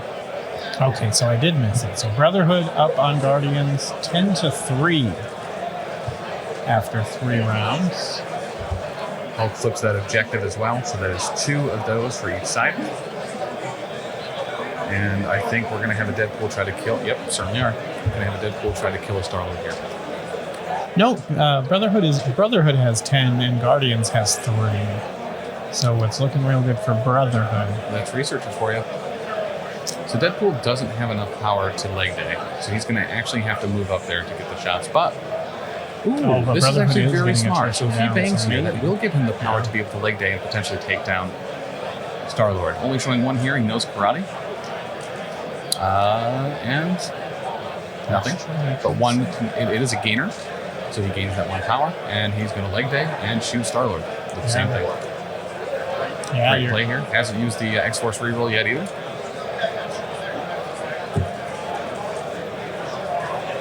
Oh yeah, that's gone. Ooh, poor roll. I know karate. 2 blocking 1 goes through. So is it hits for the bang bang, or is it wilds? Yeah, there is no leadership ability for X-Force right now with Cable KO. Gotcha. It is wild hit. Okay. Hey guys, see Hero's fine. He's not broken. Honestly, we can get token blocked at all.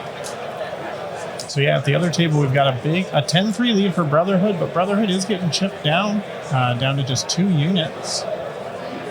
Only Thanos is on his injured side for Guardians of the Galaxy. Colossus is dazed, and Toad, I believe, has 2 damage. So there's a big lead for Brotherhood, but there is the possibility for Guardians to get back into it.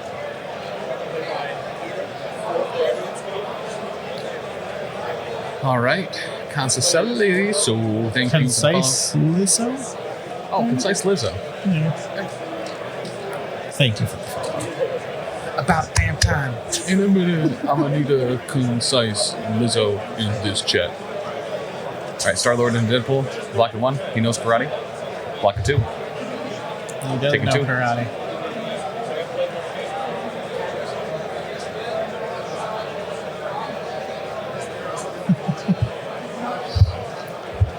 It's so interesting. We haven't seen Cosmic Ghost Rider. This is the first time we've seen him on the table, and he is. I don't even think he's a popular character. First time we've seen him on stream. He's eliciting quite a reaction, just being here one time. I would hate to see him show up to the after party. It sounds like it would not be a good time for him. All right, so then Star-Lord is going to move on over. And we saw people not bringing him into, who had them in their list, but not bringing them onto the table too. So.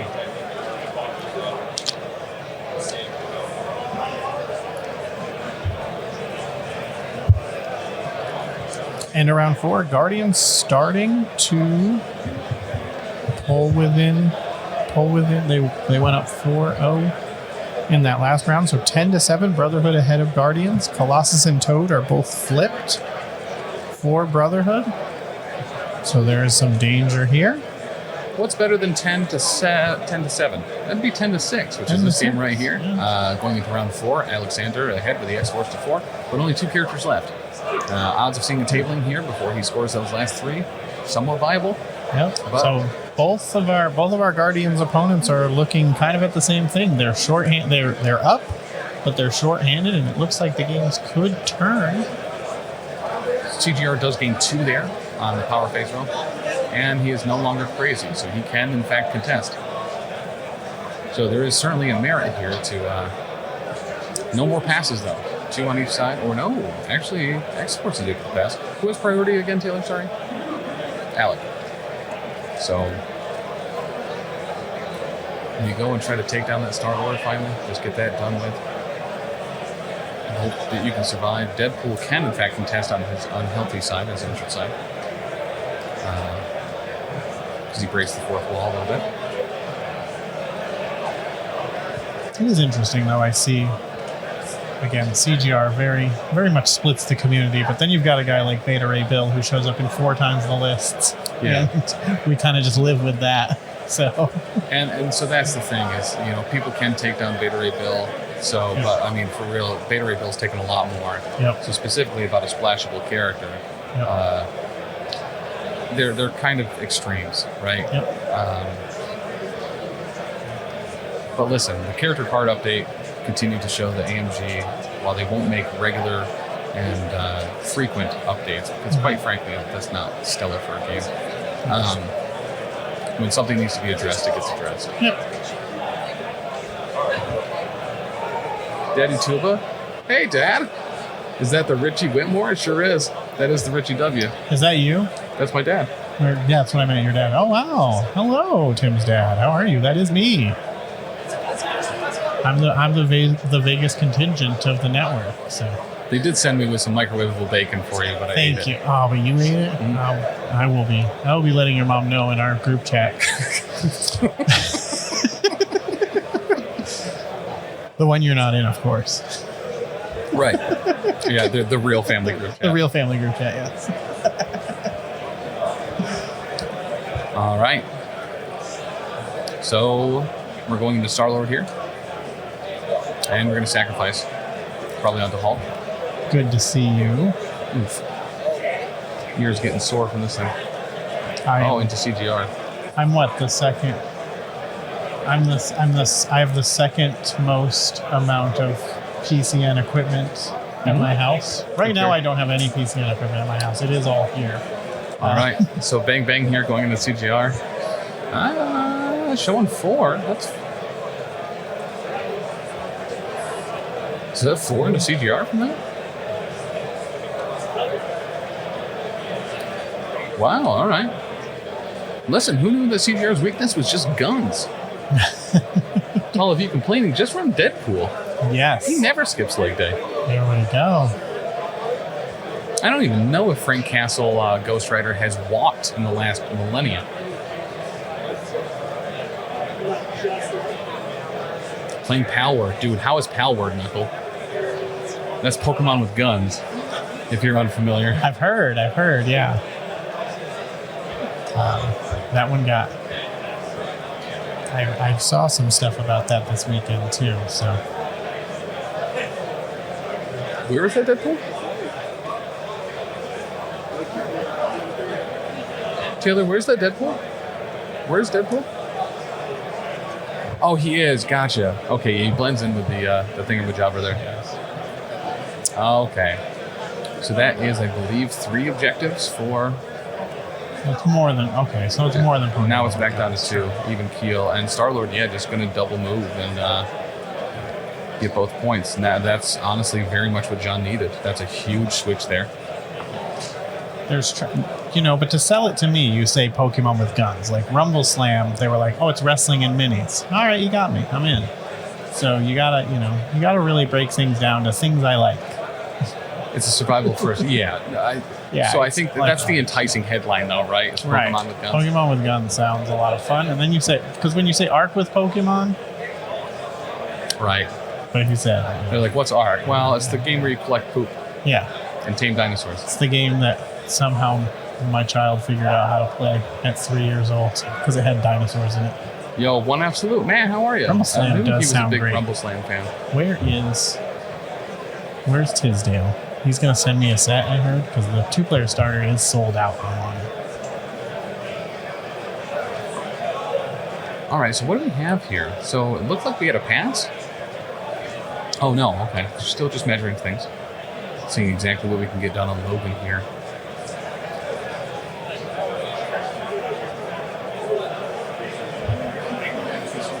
All right, he's going after Hulk. Once again, Hulk issue number 15. There's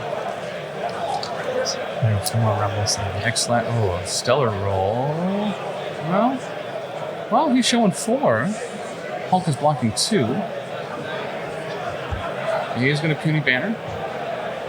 Picks up 1 more. Blocking 3 out of the 4. 1 goes through on the X-Slash. I'm just checking to make sure that he did in fact roll 3 dice because of the incinerate. How much does Cosmic Ghost Rider have on his healthy side? 7? How much health does Cosmic Ghost Rider have on his healthy side? To see if this Hulk throw could potentially take out Cosmic Ghost Rider from the round?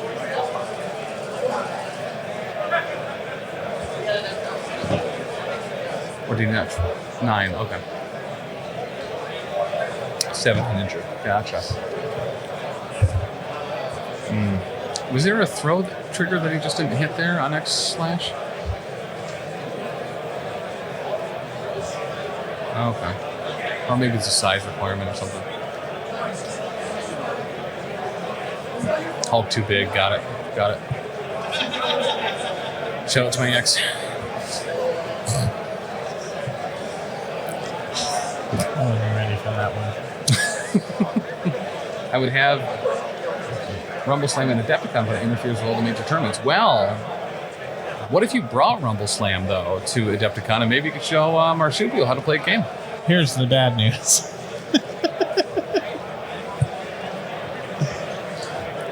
If you think you are going to get me to go to Adepticon just because there's a potential that I could play Rumble Slam, you are correct, sir. I was going to say, if you think the only reason to go to Adepticon is to just play Rumble Slam and not the 8,000 other great things that are going on. Okay, didn't do the charge. Okay. Yep. The immovable Beyonce. I have nothing planned on Friday. Rumble Slam is great. Dustin update. I see Rylan and Alyssa over there. I'm sure we'll get an update here soon. Knuckle Gold 2v2 tournament. Yes, Knuckle. That is exactly. I really like the duo tournament, the tag team tournament for MCP at Adepticon. People show up in costume, theme, with display boards. It's really awesome. Last year, there was a couple of people playing Dormammu that were cultists of Dormammu, dressed up in robes and had like repent signs, trying to get people to pray for Big Daddy Dorm. Haven't seen a ton of cosplay at LVO. Once again, it's not really the play. This is big competitive tournaments. Yeah, they do. I mean, they do have like a cosplay, like, but you're like, show us your cosplay. I think there's a contest. So, but Adepticon, there's cosplayers everywhere. Yeah, there is all sorts of. It is a spectacle. It's a good start, but he'll roll enough to fuel his kit anyway. Yeah. Well, there he goes. Wing it tokens coming in clutch. It's so funny, those little, if you're looking at the stream, those little like sparks that come up, sometimes when a dice hits the thing, the spark will come off at the right time where I'll be like, oh, did that dice just fly off the dice? And that is a Deadpool daze off of that Cosmic Ghost Rider attack. Oh. What are you dressing as, Tim? Professor X. Listen, I've been training my hair for years.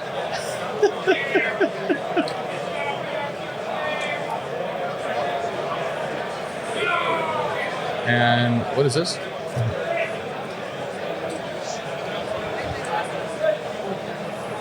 Okay. Logan taking what looks like one there.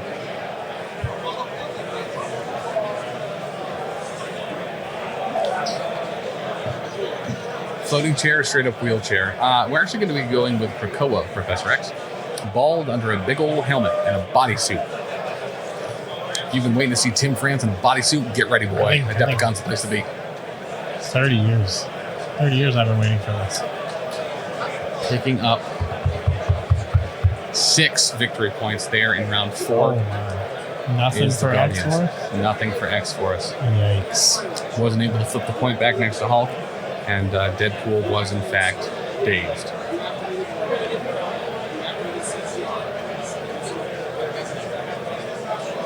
Even worse. Goodness. Yeah, body paint. That's true. Yeah, do it right. Body paint. No bodysuit, body paint. Listen, we could.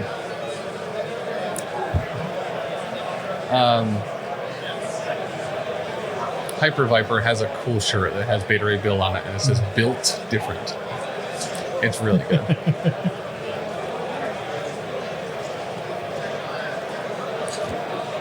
So Guardians has made this turn here.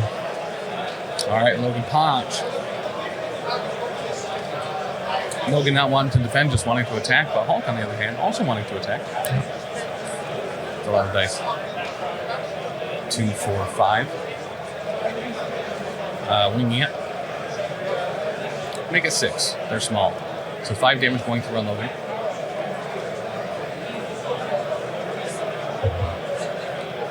And he'll daze. Oh yay, this is definitely what I think of when I see Guardians of the Galaxy list. Let's be fair. Aleksander has taken down multiple Guardians players. His entire route here was paved on the corpses of CGR. Yep.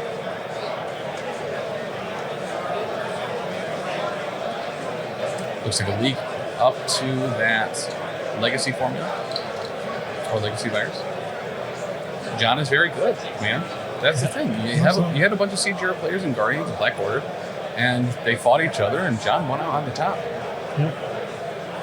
You can say CGR is a crutch, but listen, in the right hands. Absolutely. There are a lot of players with CGRs in their lists who are not in the top 4. What's that? So it will end 13-10. And there are a couple players. There are 2 players without CGR in their lists who are in the top 4. So. But B-Hood only has Colossus left on the table. I believe it. Oh, did Toad fall off? Looks like Toad fell. Ouch. Over there on the other table. Unfortunate. Colossus is very difficult to take down, right? Especially on his flip side. He is flipped. We do know that. And what is this? This is CGR into... Oh, gains 4 power. Gotcha. That's the and he's crazy again. So he cannot be scoring points this turn. It's just Hulk. Delicious Cthulhu Taco. What a stellar name. Thank you for following. Real dope name there.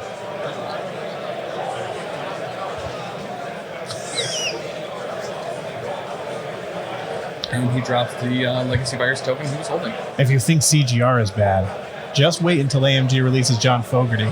A lot of people really hate CCR. Creedence Clearwater Revival. 10 out of 10. Thank you. Yep, Kill Panic, thank you. Really glad you're here. We have been surprisingly lacking on Creedence jokes. Yeah, I think you're there's in good never company, too man. many. Good company. Colossus has Dazed Star-Lord on table 2. So Brotherhood's still battling. Yeah, man, Alex couldn't have said it in better words. Amazing. Correct, Joe Maggi. Yep. A little bit of better roll there, but that's what it is, right? At the end of the day, it's the dice. Correct. Aleksander could have had this, Yes, but we it's are the at the dice. semifinals right now. It's the 4 semis. players remaining.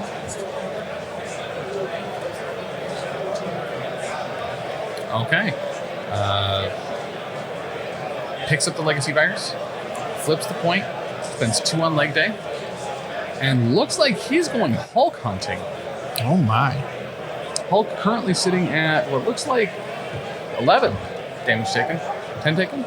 Oh, one's the Legacy Virus, gotcha. Or, yeah, 2 are Legacy Viruses. All right, he's got to do heavy damage here. Okay, starting right, 2 crits. Is our score correct? Yeah, I thought it was 12. it was, but then they found out Hulk hadn't gone. Okay. Okay, so Hulk blocking 1, Deadpool popping off here. Looks like 5. So 4 on Hulk. Does he Puny Banner here? Does he save it for the next We one? have a result on the other one. Guardians of the Galaxy wins 14-10 at the end of round 6. It was not a tabling. Colossus did live, but Guardians of the Galaxy is going to be at the finals, highlighted by Gregory. I might have lost my big chucker call. He's going to fall back here. And that means I've won my big chucker call. He takes the whole thing. He's already leg dayed. He's probably not within range anymore. He might be. But I doubt it with that big base.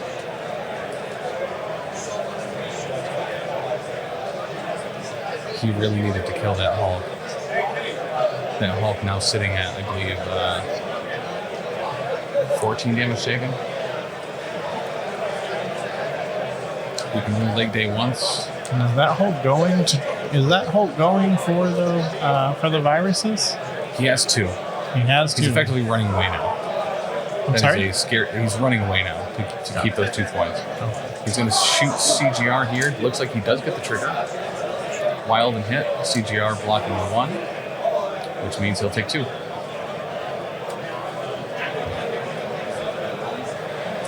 Oh, with cover. He does get the bang bang. There's a crit. I know Karate converting to 4. Ghost Rider blocking none with the cover 1. He'll take 3. That sounds like a daze. Oh, he doesn't crit in there. Yeah, it looked like an attack hit.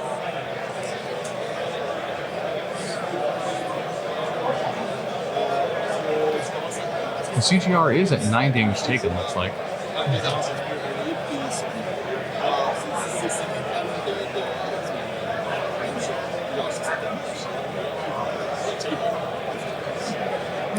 CGR alive at 1. Oh, stretch. Okay.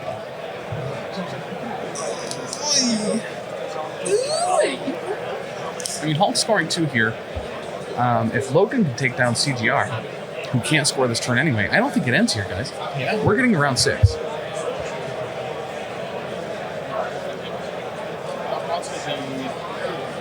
Unless Hulk moves up and clobbers Deadpool and picks up that last Legacy Virus. And a builder into Logan. Penance stare into Logan. Well, that'll probably do it. Yep. That's a lot of That'll stuff. be it. Yeah. Logan gone. All right. Yeah, nothing on the defense roll there. Oh, no, he also has 3 of the points. Yeah, that's game. That is game. Aleksander All put on a right. hell of a fight. We were rooting for him, but He had made his way there with a lot of bodies of Guardians, but at the end, the darkest timeline. 18 to 12. And what do we call that? We call that Hydrate? yeah. Thank you. We call that an excellent big chucker from me. Once again, I don't bet on what should happen, or I don't bet on what will happen. I bet on what should. Right. And we do have double Guardians in the finals. All right, I need to go run to the potty quick. So if an interview happens before I'm back, it's all you, man. All right. If you just want to fill some stuff in here while we talk about that game, because I'm going to go cry. Absolutely. So Tim's very upset here. He did unfortunately lose his X-Force pals, but X-Force making it to top 4, I think, was not something anyone would have bet on coming into this. We do have a Guardians. We do have a Guardians mirror match here for the finals. But we have been seeing these matchups with Guardians have been close. As we said, X-Force was having a good run through Guardians there, but we've got some real strong players. John Paul George at the beginning of this tournament on Longshanks was the 23rd overall player, so he's a strong player. We know there's some talk in chat about how Guardians is maybe easy to play, but this is still high level play. I'm excited to see a mirror match here to see what these players. We see that they do have slightly different approaches. They do have slightly different lists, and we will have that for you as the finals here in an hour and a half. We're working on getting someone on here for an interview. Taylor. Oh wait, why don't I just use this?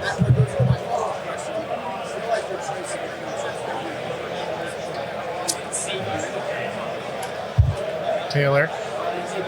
Oh, you took yours out. Taylor! Are one of them going to come on? We can get somebody on. Do you want to come on? Talk about what you saw? Okay. Do you want to come on while they... Yeah. Come sit with me. Sit with me. I'm not going to do it. Hi, everybody. Hello, Taylor. So, Taylor, did you hear the other results? No, I didn't. So we are going to have a Guardians of the Galaxy mirror match. Oh, cool. For the finals. So very nice. Very excited. Awesome stuff. We do have. We did see kind of with the lists being used at the other table that they do run a little bit of subtle differences there. So we're not going to see the exact same list going up against each other. Which would kind of be funny, to be honest. Yeah, it would be funny if they were just both like, here's my Star-Lord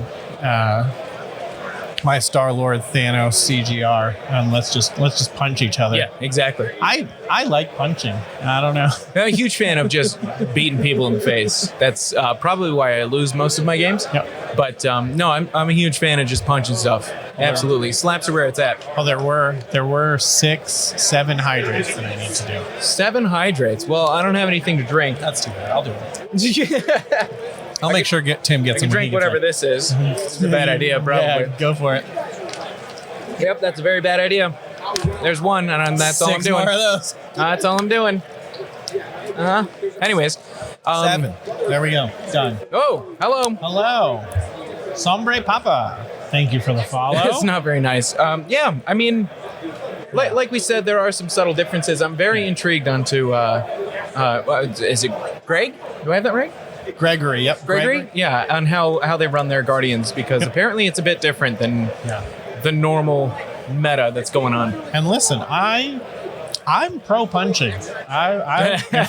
If they wanna roll dice and punch each other to death, I think that's an entertaining final. Wow, it sounds like you play Blood Bowl. I do love me some Blood Bowl, absolutely. And I'm about to be a Rumble Slam player. There you go. We've been talking about, so Hello. But I did a hydrate. Whoops. Yeah, you need to do 6. Yep. You got to do 6 of those using that same one Taylor used. Go nuts. They're wrapping up. We still haven't gotten an interview in here, but we had Taylor here talking about the Guardians list. Like I was saying, Guardians versus Guardians, they're going to punch each other a lot, and I'm okay with that. I'm okay with a lot of punching. Yeah, so for those of you in chat, I don't know if we're getting both or one of these guys. I'd really like to talk to Alex after this. But if you have any questions you want to ask, put them in chat right now. Absolutely, yeah. A great one that Alyssa came by with was, how did Aleksander feel about his choice to play Pretty Sneaky Sis at the start of round 2? Was that in the thing? They're both coming in? Yeah, I would love to talk to Alex, actually. If he wants to. And we were talking about how John Paul George at the beginning of the day was the number 23 overall player on Longshanks. So, if there is something about Guardians being easy, he's not in the top 5 of Guardians players. So I don't know if this is something he just picked up, but he is a high level player. Yeah. For in the game overall. So, Assis Renita, thank you for the follow. Yes. But yeah, so that is what we will have. And I mean, you know what? You can try to avoid it, but it's going to happen. Exactly. And I think, it was great to see 2 kind of unexpected sleepers. I was saying while you were gone, I don't think we had X-Force and Brotherhood in the top 4 in any of our brackets. No, I don't think anyone would have. So, and they are competitors, right? Both Alex and Dustin did a hell of a job today and yesterday, both qualifying for the events and then in the Invitational, both going, 4-0, 5-0? 4-0. 4-0. So, I mean, you can't be mad at that. A top 4 is just, top 4 you're against, as the TOs have said, you're against the top players here in North America. And to be in the top 4, to get through that grinder of all those great players, it stings. It stings to lose there in the top 4, certainly, because you feel you're so close. You're so close to that championship, but you won a lot of tough games. You played a lot of tough people. There's definitely no shame in being 3rd or 4th in this. Well, and when they look back at this event, right, what are they going to see? What were the affiliations in the top 4? Guardians, X-Force, Brotherhood. Exactly. Everyone expected Guardians to be there. Yep.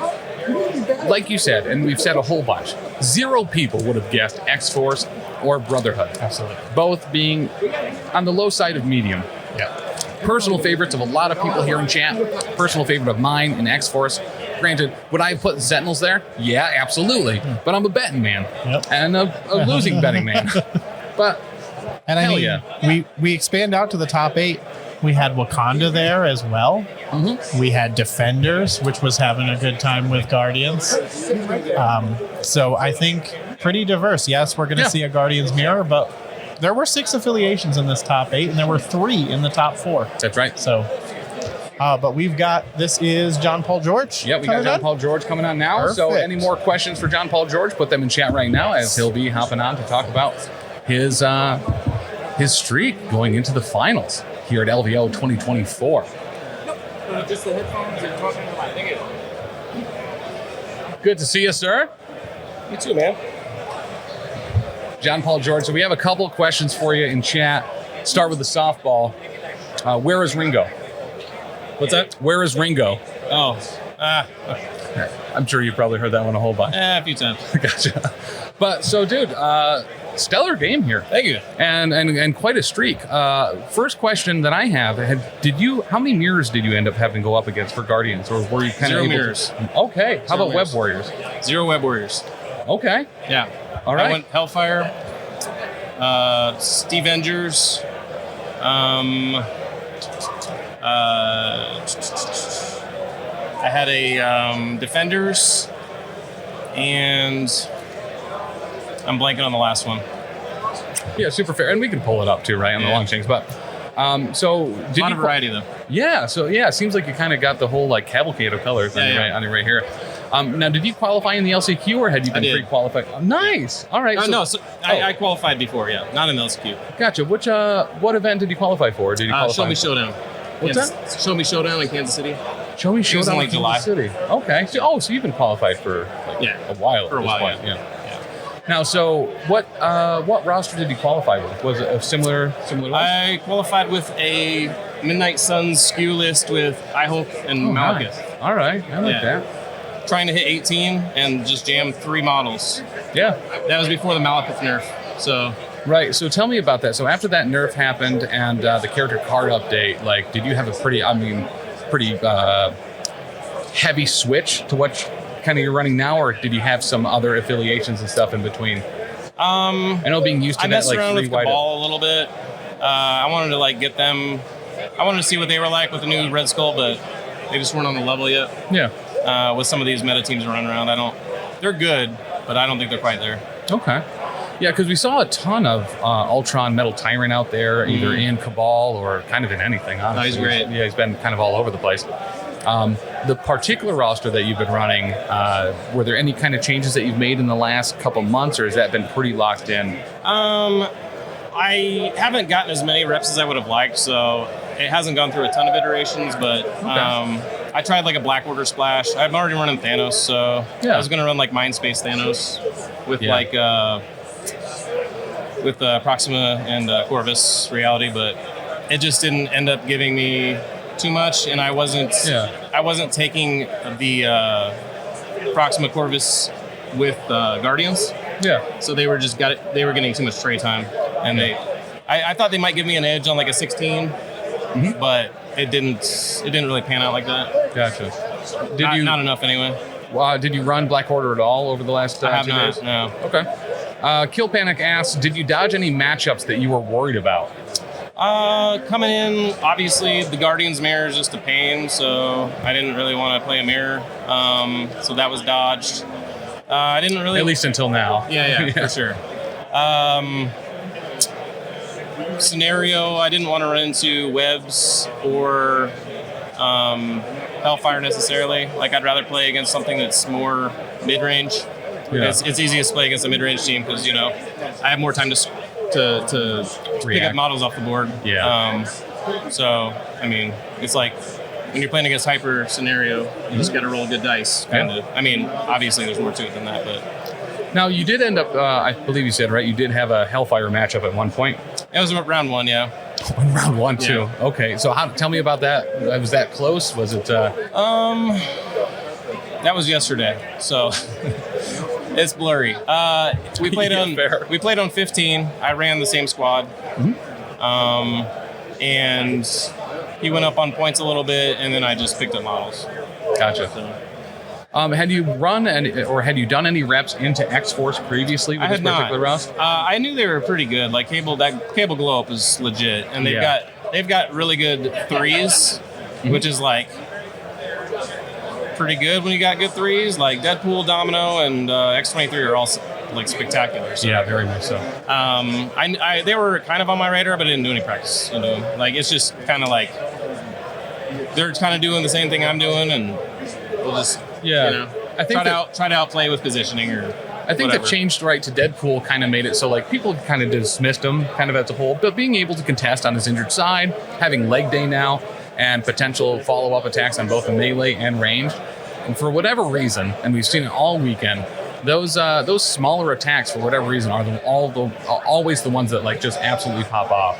Yeah. You get a 4 strength attack, and for some reason it's doing 7 damage every time. Grunt's gonna grunt, right? Correct. Grunt's gonna grunt. Truer words, actually. But so tell me about going into the finals here. You're going up against another Guardians player. Yeah. I've not looked at his list, so. I mean, we can pull it up. I'm assuming it's probably within like 3 characters at most. Yeah, I believe. Let's take a look at that. Longshanks needs to add a slider to this here, so that's going to be Gregory. So we talked to Gregory a little bit earlier, and he plays a little bit of a different Guardians with Thanos, preferring to keep him on the. Not trying to give you. Okay, so he has Red Skull, but likes to keep him actually on Psychosis. So I think he might be slightly favored into me based on the list with the Red Skull. I had Red Skull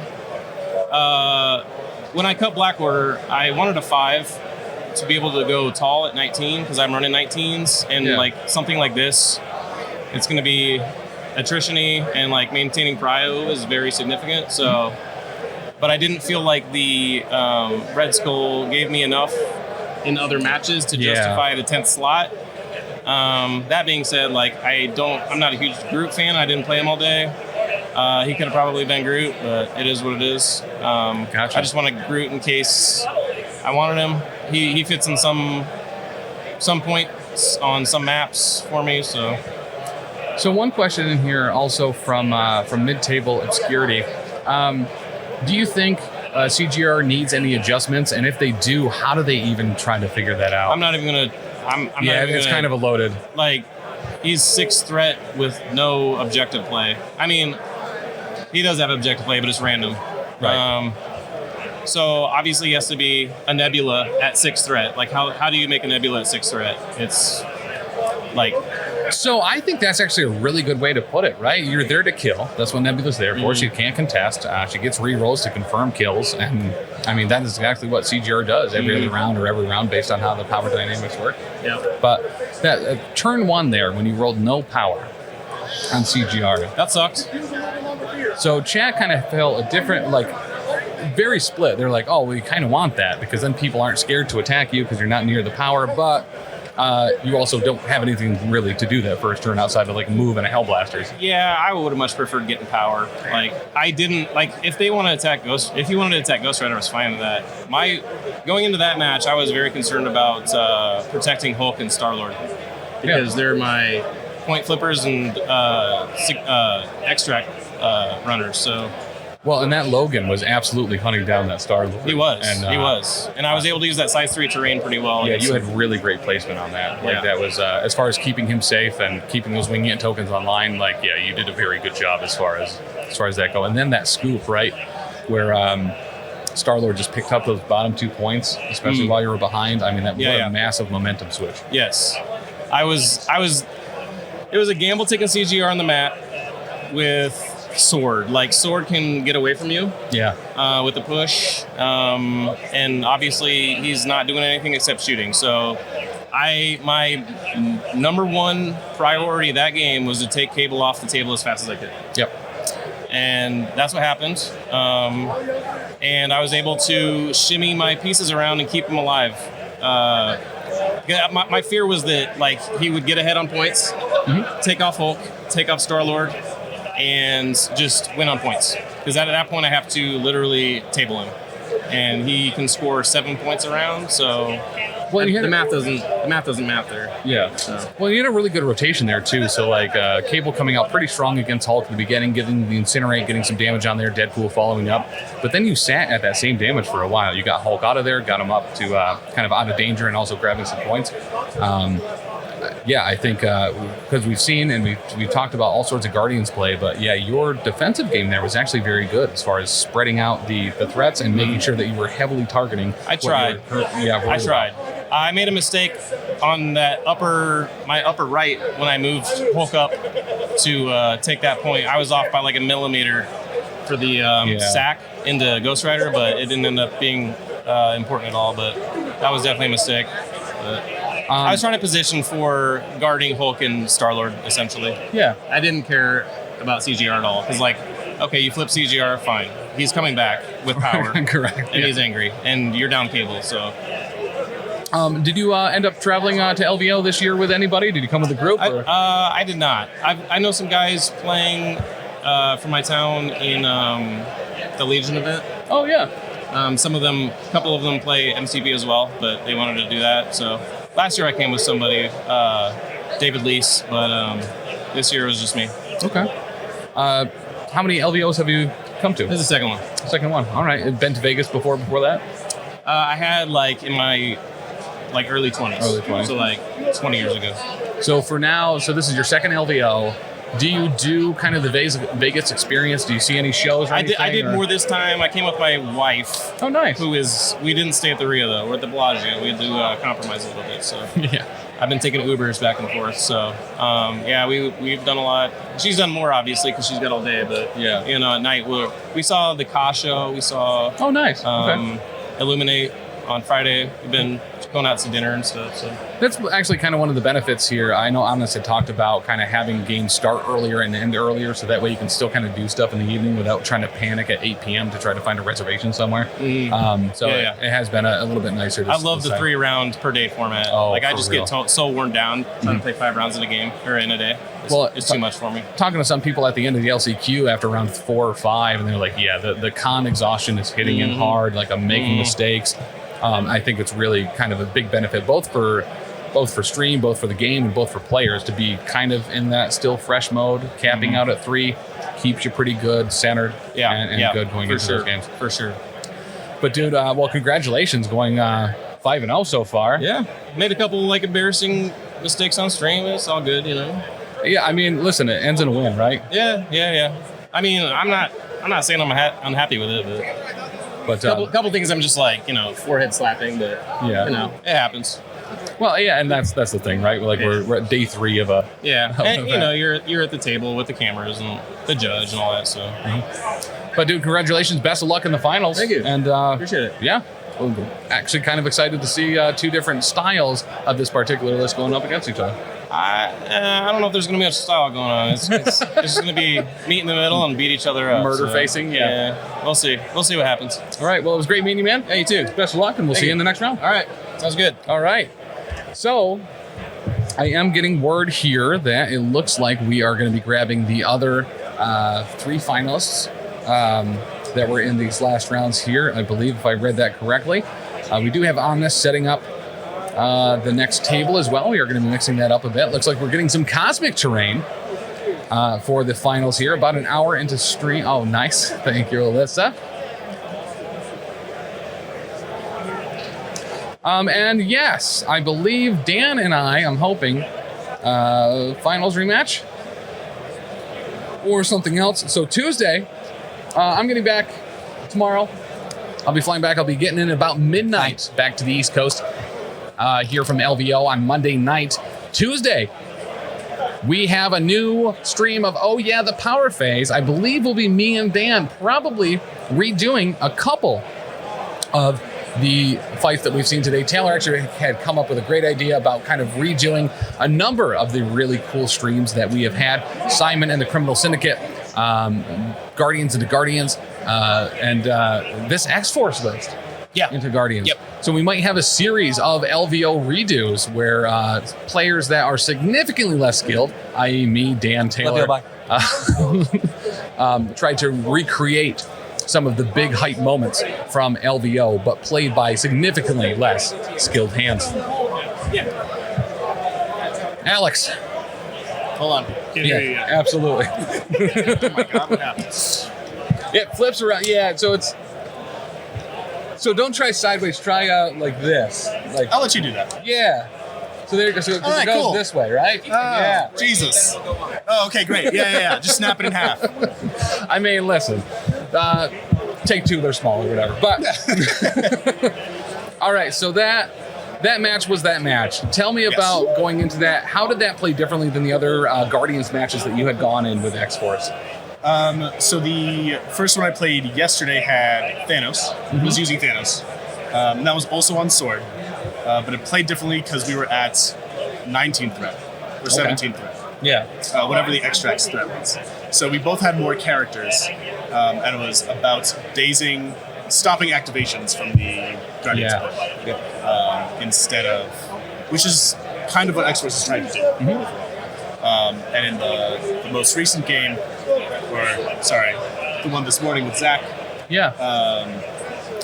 That one, he didn't bring the 2 big threats. It was just Star-Lord, Ghost Rider, and Bill and Bullseye. So it's easier for me to focus down a single target, right? I could focus on taking Ghost Rider out and making sure I kept priority while doing so.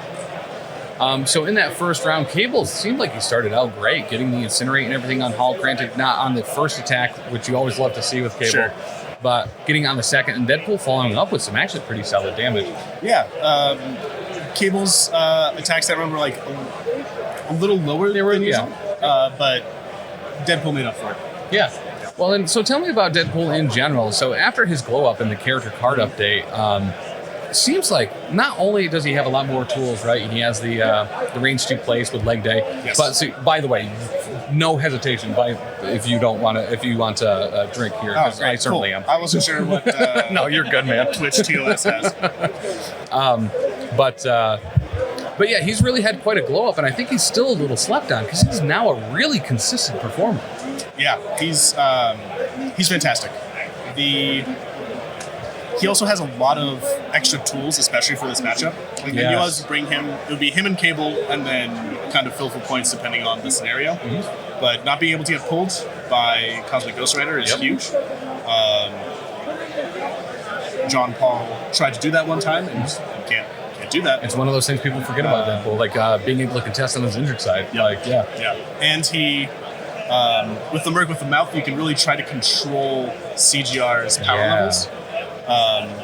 Towards the end there, when I was trying to finally KO Star-Lord, I put that extra attack into CGR, hoping to give him extra power. So at the following round, he would stay crazy.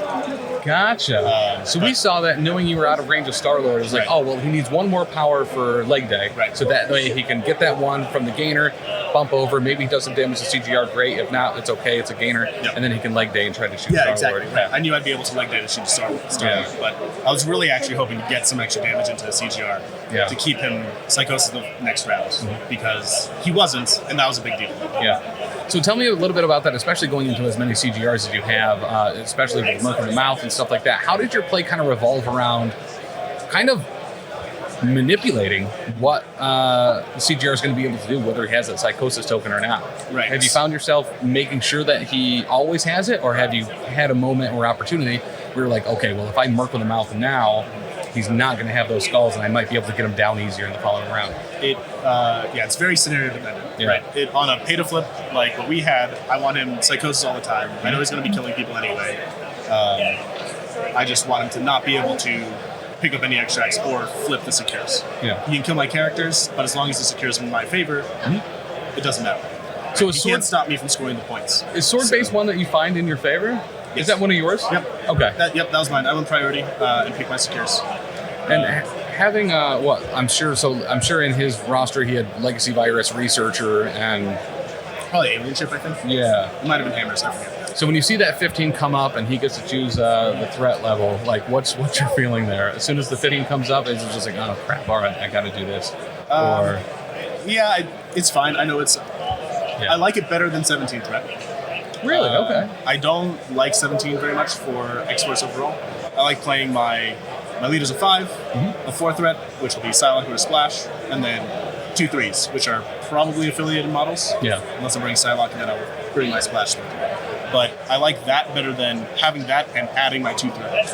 Yeah. Or having to upgrade. The way my roster is built, I can't upgrade both 3s to 4 threats. Correct. Because I don't have the second affiliated ring.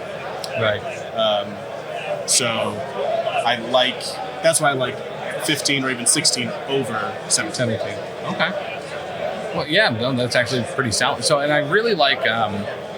Do you feel like there was any kind of major misplay or whatever? Dice are dice, right? Like you were hunting down that Star-Lord hard, and he used the terrain to his advantage, and it worked out for him. Yep. Was there anything that you would kind of wish you had done differently?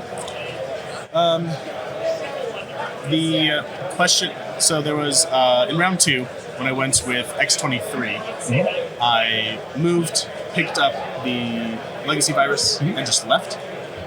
And I think maybe it would have been worth it to put the Claw Rush into Hulk. Considering Hulk, he had 9 damage already at that point. Yeah. And just throw the 6 dice plus 2 rerolls into him. And still get that medium move back to that sword base where I ended up. I didn't because I only have 3 power, and I want to save it for Exceptional Healing. Just in case he wanted to hunt her down and KO her. And he absolutely did. And saved her, yeah. Um, And then in one of the later rounds there was the moment where Deadpool moves up and he's laying into Hulk to try to get those 2 legacy viruses off him, and then the fallback happens. Yep. And it was just like, you triggered the bang bang. Yeah, I did. It was and close. it was like, oh, that had to be. Yeah, I think maybe I could have gotten a little farther towards him. I'm not sure if I would have stayed in range. Right. I was trying to make sure I stayed outside of 3 of Logan so that he would have a chance to Get rerolls. move and get rerolls either into Hulk or go the other way, right? To get into Cosmic Ghost Rider or finally KO Star-Lord. Yeah. Well, so I think I asked you before, it didn't seem like there's probably any changes that you're going to be making with this roster, potentially the Strange slot, but that was about it, right? Yeah. I also haven't... I realized afterwards I haven't played Invincible Iron Man all day either. Yeah. But I think he would have come in over Logan if we got Researcher or Demons or Gamma. Yeah. And all of, like, I just haven't run into those scenarios. Researcher was round 4, but We've seen a lot of Researcher. I haven't, over the last couple of I haven't days. run into where he would shine. Gotcha. So I've been opting into Logan instead. Or Psylocke, depending on. So, and I really like Psylocke. So, looking at your roster too, is there any temptation to take like the Crimson Dawn, or is that just kind of betting on yourself to be behind? There has been. There's that last card slot where I have Sucker right now. Yeah. And Crimson Dawn is another card I've been thinking about, or Gotta Get Some Air. Yeah. Santa Constructs at all? Having a cable mental attack? No. Not really. Yeah, I don't even remember if that's Ranger Pirate. I think it does. I just I don't want to think have to so. spend power off of Psylocke to boost someone else's attack. Yeah. She usually uses all of her power just fine. Yeah, fair. So Yeah, the steroid on the telekinetic strike or whatever on the free short moves. Yeah, if you're not using that every time, like you want to be. right. Yeah. She's been very good. Have you used Psylocke a whole bunch? Yes. Yeah. She came in my rounds 2 against Brandon. Okay. Her and Cable. That was into Wakanda, so he was playing both leaders, and because I lost priority, I was able to get the matchups I wanted, and put Cable across from M'Baku and Psylocke across from Black Panther. Yeah, so alright. like both of them have a rough time into those matchups. Yeah, very much so. Well, dude, anyone you want to shout out before we head off here? I guess Dizzard and the Cable guys. Yeah. Chat with them a lot. If you want to learn how to play Cable, listen to all those podcasts and Rogue Agents episodes. Yeah. Even if they're not about Cable, Dizzard will end up talking about X-Force anyway. Yeah. So that'll... there's a lot of like tidbits and nuggets of information in there. I completely agree. I always really enjoy Dizzard just as a whole. He's a good dude. But dude, for real, congratulations on going on 4-0 right until this here, and 4-1 right now. and murdering straight up a whole bunch of Guardians players. I think Guardians players are used to being like the top dog affiliation team or attrition team. The players are like bullies, right? They're like the big guy beating up on everyone else, and don't expect X-Force to be able to really fight them. Yeah. And Days of Chaos. So. I think so. Like for us here and in chat specifically, it is awesome, absolutely awesome that out of the 3 affiliations that are in the top 4, everyone knew Guardians was going to be there, right? But X-Force and Brotherhood in there really showing up for the mutants. I don't think anyone would have put money on either of those 2 affiliations making it to the top 4. So you got to be super happy with that. As I'm assuming we're going to move into some X-Force meta here over the next few months. I hope so. Yeah. You're right. See how much. Maybe a lot of people will start picking them up to deal with their local Guardians players. Yeah. All right, dude. Well, congratulations. Thank you. Did a hell of a job. Great match, great show, and look forward to seeing you next year. Yeah. All right. Great. Beautiful. All right, so I believe here, good to the finals match. Boom, boom, boom, boom. Okay, cool. So yeah, it looks like Dan and I will be on Tuesday for the power phase, where we're going to be replaying some of the matches from LVO. Seems super fun. Woo, let's go. Professional shout out to WoW. Never mind, I love you guys. Service. Hey, Request. How are you, man? Dustin. Dude. Ow. Oh. So, how are you feeling, man? I'm a little bummed. I mean, as I said, we're doing music in my ear. Yeah, so, just a service request. Just subscribed on Prime. Thank you, request, man. Yeah, I mean that was rough. Don't want to get Researcher into Guardians. I don't regret taking my Secures though. Yeah. Because I mean, better that than Team is, I guess. But getting Researcher into them, Scoundrels helps a bit, but he got to pick threat, so he kept it low, which I don't really want against them because he's playing a 3-wide Guardian, so everyone is winging it all the time. Yeah. Yep. So that's rough. I like the team that I brought. Definitely felt uphill. So he was running Star-Lord, Agent Venom, Thanos, Space Reality Thanos, real nasty. And then I was running Mystique, Hulk, Colossus, and Toad. Okay. So when I saw the matchups over there, because chat was constantly asking for updates, and we had Alyssa and Rylan going over there and checking, and it seemed you kind of had a pretty strong start. Yeah, I got pretty fortunate out of the gate. So opening's going to be good. I scored like 5-2 or something. Yeah. I considered some more scenario aggression, like burning deception and some other way to get deeper in there, but I thought be conservative, do the 5, it'll be fine. And then he activated not Thanos. I think he activated Agent Venom at the beginning of the round, and he hopped Agent Venom back to get out of Colossus or something, and then he took some shots into Hulk and put Hulk on 5 damage. So that's fine. I decided that was go time. No matter the cost on Hulk to get him up to 8 damage.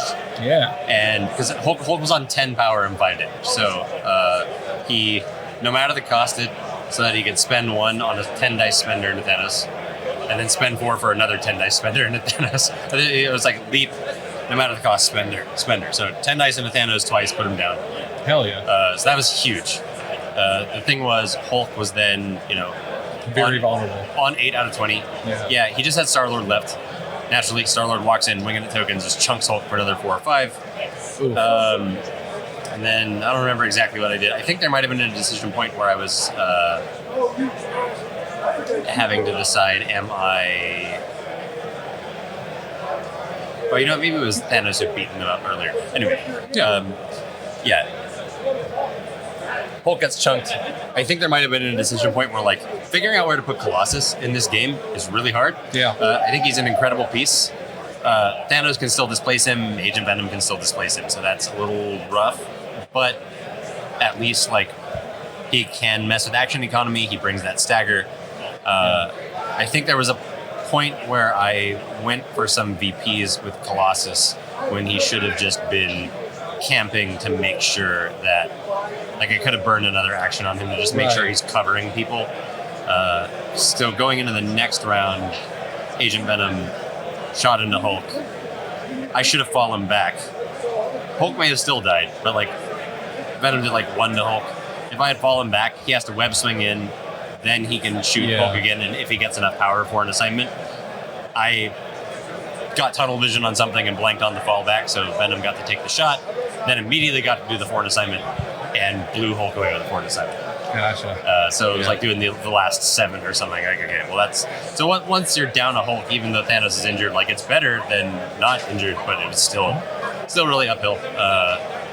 So just, like, scrambled, and Mystique also died there, so I was just like, now I'm 2 models against them. And Colossus held on. He didn't die. Colossus is still alive. So I was going to say, before we talked, you talked about how difficult it is to actually remove Colossus from the table. Yeah. You can't pull him. Like, he's actually really good. And when we heard that Colossus was the last man standing, I was like, Dustin knew, man. Told you. You cannot delete that guy. Yeah. Certainly he had no mystic attacks, so there's not a good... I mean, you can, but on Scoundrels, it's really hard. Yeah. Well, that was actually the really cool thing too. So when we saw what the crises were going to be for that, I was like, "Oh, researcher, you don't want to see that against CGR." No. But Scoundrels, I was like, "Okay, so you got 5 there. You get some extra cover. Might keep some characters I think alive if he had a little brought bit longer." CGR on that threat, I would have been happier than against Thanos. Because, again, like, he can't displace Colossus. And, I mean, what does he bring there? If he had done that exact team, it would have been like CGR and Rocket or Nebula. Like, I don't know. Yeah. We had talked to Greg beforehand, and it seems like he kind of plays the Guardian CGR Black Order thing a little bit different than a lot of other people. Yeah, for sure. I mean, I think he was saying he really liked Agent Venom, and he likes Agent Venom even more now because when I was going over his tactics cards, that was when he learned that Agent Venom makes the shots in foreign assignment, not the model that you're hanging out with. Right. Which is very big because Hulk cannot reroll against those. Correct. Yeah. Whoa. Yep. Okay. Yeah. No. So yeah, you get your Hadron Enforcer and your full auto or whatever that your opponents can't modify against. Yeah. And Venom is like shooting and scooting as he does it. It's a wild card. Wow, I had never thought about that before. Yeah, that's pretty impactful.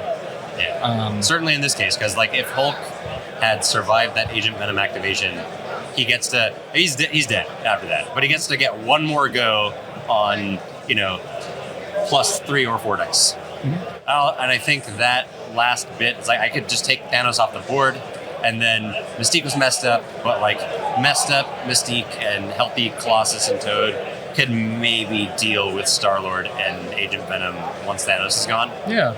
But yeah, so that's where it's like when the dust settled, no, my team was freaking off the board. But there was a point where we can go down the timeline where I'm in the driver's seat because Thanos goes down before Hulk. We almost got there after a fashion. Thanos wasn't hurt at all, but it's all about like, does Hulk get one more activation? He did not. Right. So it goes. Well, that's the thing, right? So when we've seen this with a whole plethora of Guardians games where you got to get those points as early as possible because the attrition is real. Yeah, although, like I said, there's something where like I frankly don't have enough reps into Guardians for some reason. Playing on TTS and a lot of people jamming them. And, there's something, especially with a model like Colossus, exploring the trade-off of like, does he need to go somewhere else to get some VP, or does he need to hang out and like make sure to divert attacks? Greg was also wondering, and I was thinking about this too, like, should they have ignored should I have disregarded the extract a little bit to get my bodies out, spread out, so it's harder, but I don't know that I like that because Agent Venom is just goes wherever he pleases. Correct, yeah, so he's like, very I don't know mobile if it really helps, but it's a consideration for sure. Yeah. Well, dude, you can't be disappointed in going 4-1 at the LVO Invitational. I mean, it's a hell of a showing. Yeah, especially with Brotherhood. Like, we're impressed, and just in general, looking at the top affiliations that make it to the top 4, right? Everyone knew Guardians was going to be there. I don't think anyone would have bet any money on X-Force and Brotherhood. I don't know. I mean, if you remember last year, it was just like Brotherhood City. It was Brotherhood City. But we've seen such a steep decline on it, but you're still piloting them like a mastermind. Like, I'm very impressed with Brotherhood making it this far, and the only Brotherhood member how many other Brotherhood was there in the invitation? 3. I think that you'll see 2 if you look on the Longshanks, but someone missed putting the affiliation. Gotcha. Okay, so that might be a little skewed there. So I think there are 4 total. Yeah, they got stuff. I think Magneto also has a lot of juice. He just is not my style. It doesn't work for me yet. Anyway, I think that's a cool thing about Brotherhood, and especially with Shadow King coming in, like, could very much change up kind of how they play. Yeah. But dude, awesome. Well, once again, stellar job. Thank you very much. Yeah, we got one left. We'll see if we get to have our local finals in the 3rd place match or something. Yeah. We'll see what happens. Well, very much. Well, and I know that your goal was just going 4-2. So yeah, you still could go 5-1 here, man. I would really like to go. I mean, at this point, I'm going to do my best for that 5-1. But if I have to walk away with the 4-2, it'll be a bummer to end on 2 losses. But, this is the Invitational. You can't be that upset about it. Right, yeah. Well, hell of a job, man. Hope to see you next year. Thank you very much. Yeah, you definitely will. I don't know if we'll have to be last chancing or what, but we'll be back. All right. Well, best of luck qualifying throughout the year. And thank you very much. See you then. Yeah, thanks for stopping by, dude. All right. So we got just 40 short minutes here before the final. That'll be Guardians versus Guardians. As much as I would have loved to have seen X-Force or Brotherhood in the finals, I'm actually incredibly interested to see how Gregory plays, and I'm actually pretty stoked on that. He plays a different way, Guardians, knowing when to switch to Thanos. I don't know if that's a switch a lot of the Guardians players are able to make, or if you just kind of heavily rely on CGR and getting that 15. But when the crises are down, he chose the right answer. And as you heard Dustin say, like, he would have preferred Gregory to be running CGR in that particular scenario. But I think when you have a talented miniatures gamer, especially who's only been playing for 6 months and kind of understands the game from a different aspect, you can always kind of be a little bit surprised. I think, not sure if we're talking to everybody else here. Let me see. Boom, boom, boom. Doesn't look like it.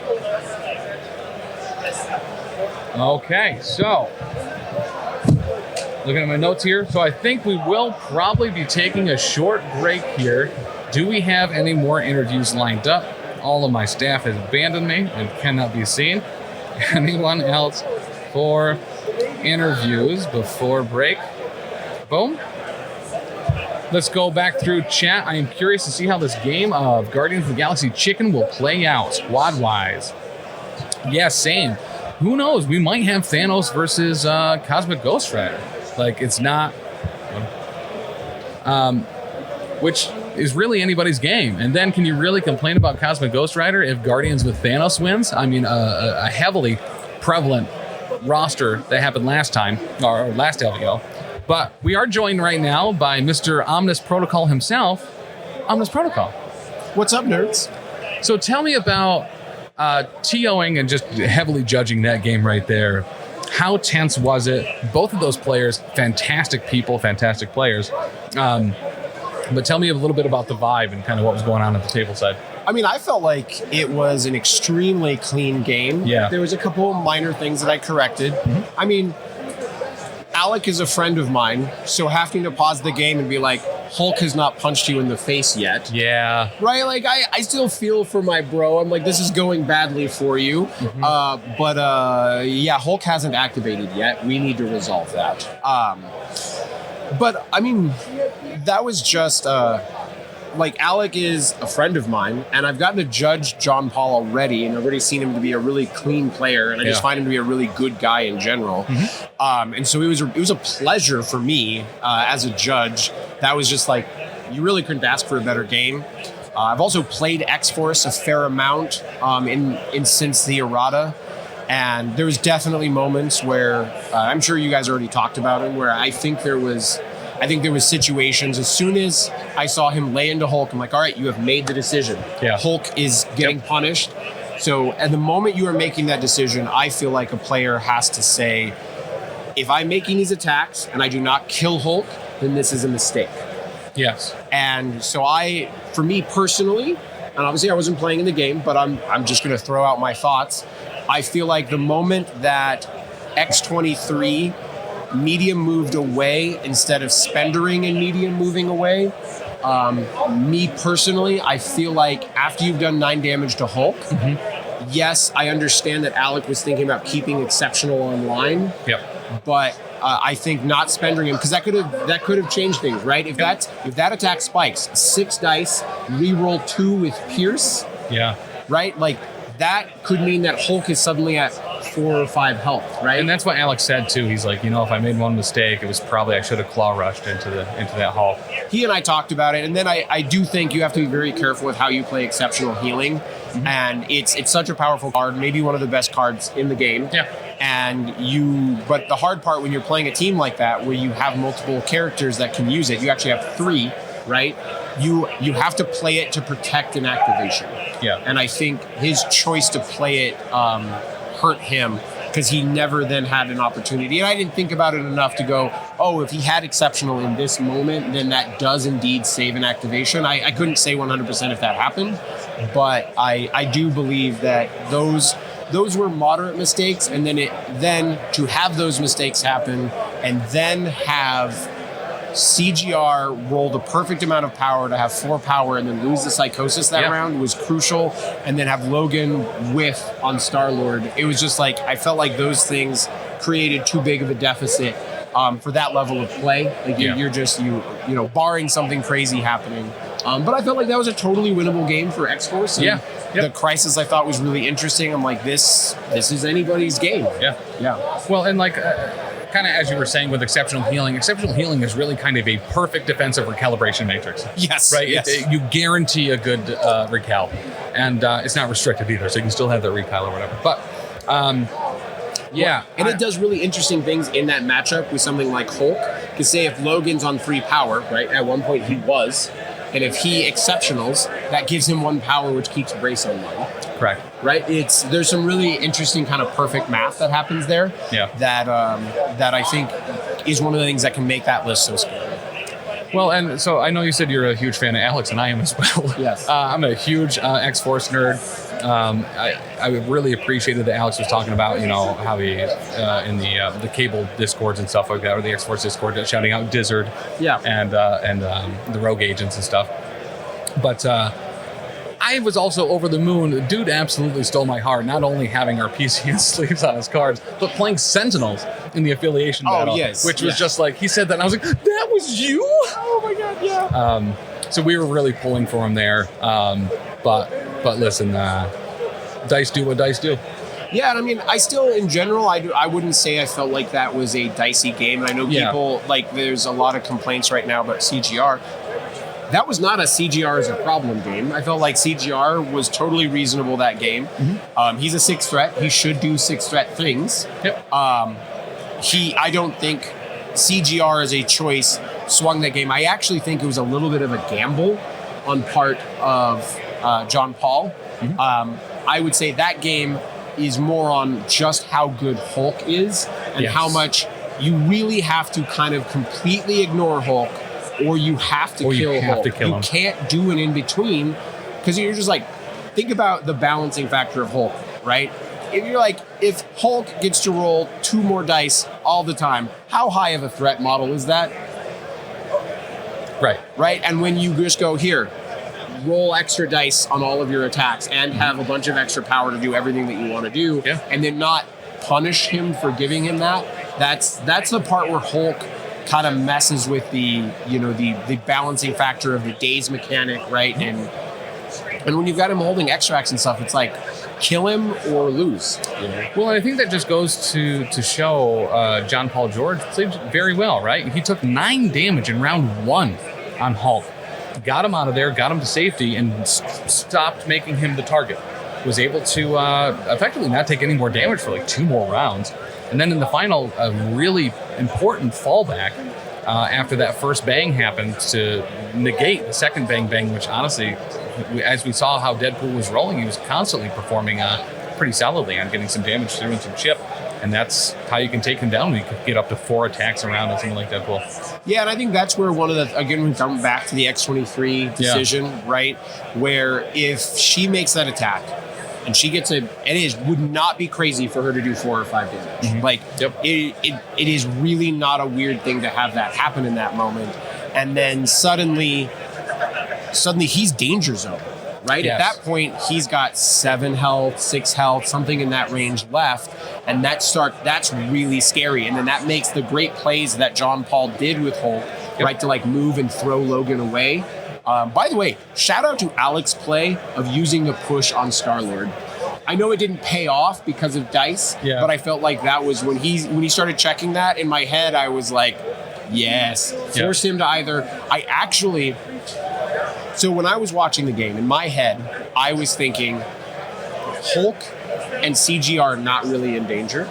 Not in anything too significant. And I thought, if he activates Hulk or CGR, and I kept looking at CGR, I'm like, he's going to activate CGR, and he's going to just hope that Star-Lord lives. And obviously, that paid off for him. But I think the reverse could have very easily happened, and I think maybe the safer play in that moment may have been to have Star-Lord, like, shoot, hit and run, move. Right? Something like that. And just, like, keep Star-Lord active. Because those winged tokens also matter, right? Like, anyway, it was just a really, really good game, and it's like what we come for is that kind of interesting game with 2 fantastic players. Absolutely. Wonderful. Very happy to watch that kind of game. People ask me, like, why do you fly to another state, to spend all this time setting up tables? And I was like, do you know how fun Sunday is for me as a judge, where I just get to watch some of the best MCP being played, and my job is to sit there and just make sure that they have a great game. And love it. Well, and just one last thing before we move on from that particular match. John Paul George, really knowing he needed to hyper-focus Cable down and doing it. Yes, I think when you can get Cable off the table, that's big. Cable really, he performs in the 5-threat slot kind of in the way that like CGR performs in the 6-threat slot, right? He's a top-notch performer. And if you can take Cable activations away, it is very strong. And so having some of that math work out perfectly for him, right? Because that game totally changes if he activates CGR and leaves Cable on 1. Like that could be dead Hulk. There's a lot that could happen in that moment. And he put up a good fight, too. He had that one Hellblasters where the dust to dust just didn't quite trigger because of the reroll, so he got the shields, blocked 5. Like, Cable stuck it out. I will say one of my shout-outs that I've seen game after game from John Paul is, I know people probably, you were talking about the chess clock, right? And talking about how little John Paul has left, and he's played every game that way. But he reminds me a lot of, say, like Lucas Sheik. Who are very, they do this really, really good job of taking the time on the turns when they need it and using the time as a resource, thinking through their decisions, making decisions, and then when they're at that like sub 8 minute, sub 5 minute, they make very clean, quick activations, not sloppy quick activations, but they're just like, boom, all I need to do is move this character to this point now, boom, boom, done, 5-second turn. Yeah, it's really setting yourself up for an easier future, right? As you take the time when you need it to set up later rounds where the decisions become kind of obvious. Yeah, and I just think that's really a testament to him as a player who manages it so well, knows when he should spend the time to make the right decision, and then just sticks with it, and then knows when to speed up. And that's a really, really important skill for high-level players. And John Paul, I might even go so far as to say has the best clock management skills of anyone I've seen at the event. All right, guys, so we are gonna... Oh, hold on. I'm gonna check. Oh, no, I'm good. But, so we are going to take a little bit of a break here before the finals come into full swing. So use this opportunity, go grab something to eat, hydrate yourself, go to the bathroom, take a quick walk, stretch the legs, lift, a couple soup cans or whatever, get some reps in, because we're going to be back with the finals of LVO 2024, the Invitational, Guardians on Guardians. I am actually incredibly excited for this matchup after talking to Gregory about how he kind of treats Guardians a little bit different, sometimes running Thanos, sometimes running CGR, and honestly, I think he was kind of heavily focusing on keeping the Psychosis token off of CGR, playing that Psychosis game. Your opponent doesn't want to attack CGR in the first place. You can keep him scoring. I think these two players play the same or a similar list in very different ways. Gregory really appreciating Agent Venom. And I'm not positive if Agent Venom is in the other list, but... Both lists have Agent Venom. They do have them. The only differences are that on John Paul's side, he's got Miles and Toad. Yes. And then on Gregory's side, he's got Gamora and Red Skull. And so those are some very subtle differences. And I think if you look at their crisis cards, there's some very subtle differences, right? Like Gregory has Infinity Formula. And what that says to me is that Gregory is ready to pivot. Yes. And then there's incursions on the other side, right? And that's like, hey, I'm ready to fight in the middle. Absolutely. So there's going to be, I think we're going to have a really interesting game, and I think both of their different approaches is going to lead to.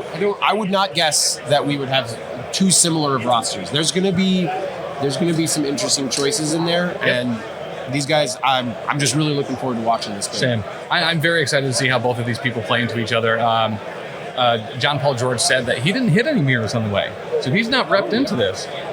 Gregory has, and once again plays it in a different way. I'm very interested to see how two unique players kind of play into each other like this. So I think the finals are going to be a hell of a match. And listen, there was a lot of Guardians and a lot of CGR here today, but these two are the ones that beat the rest.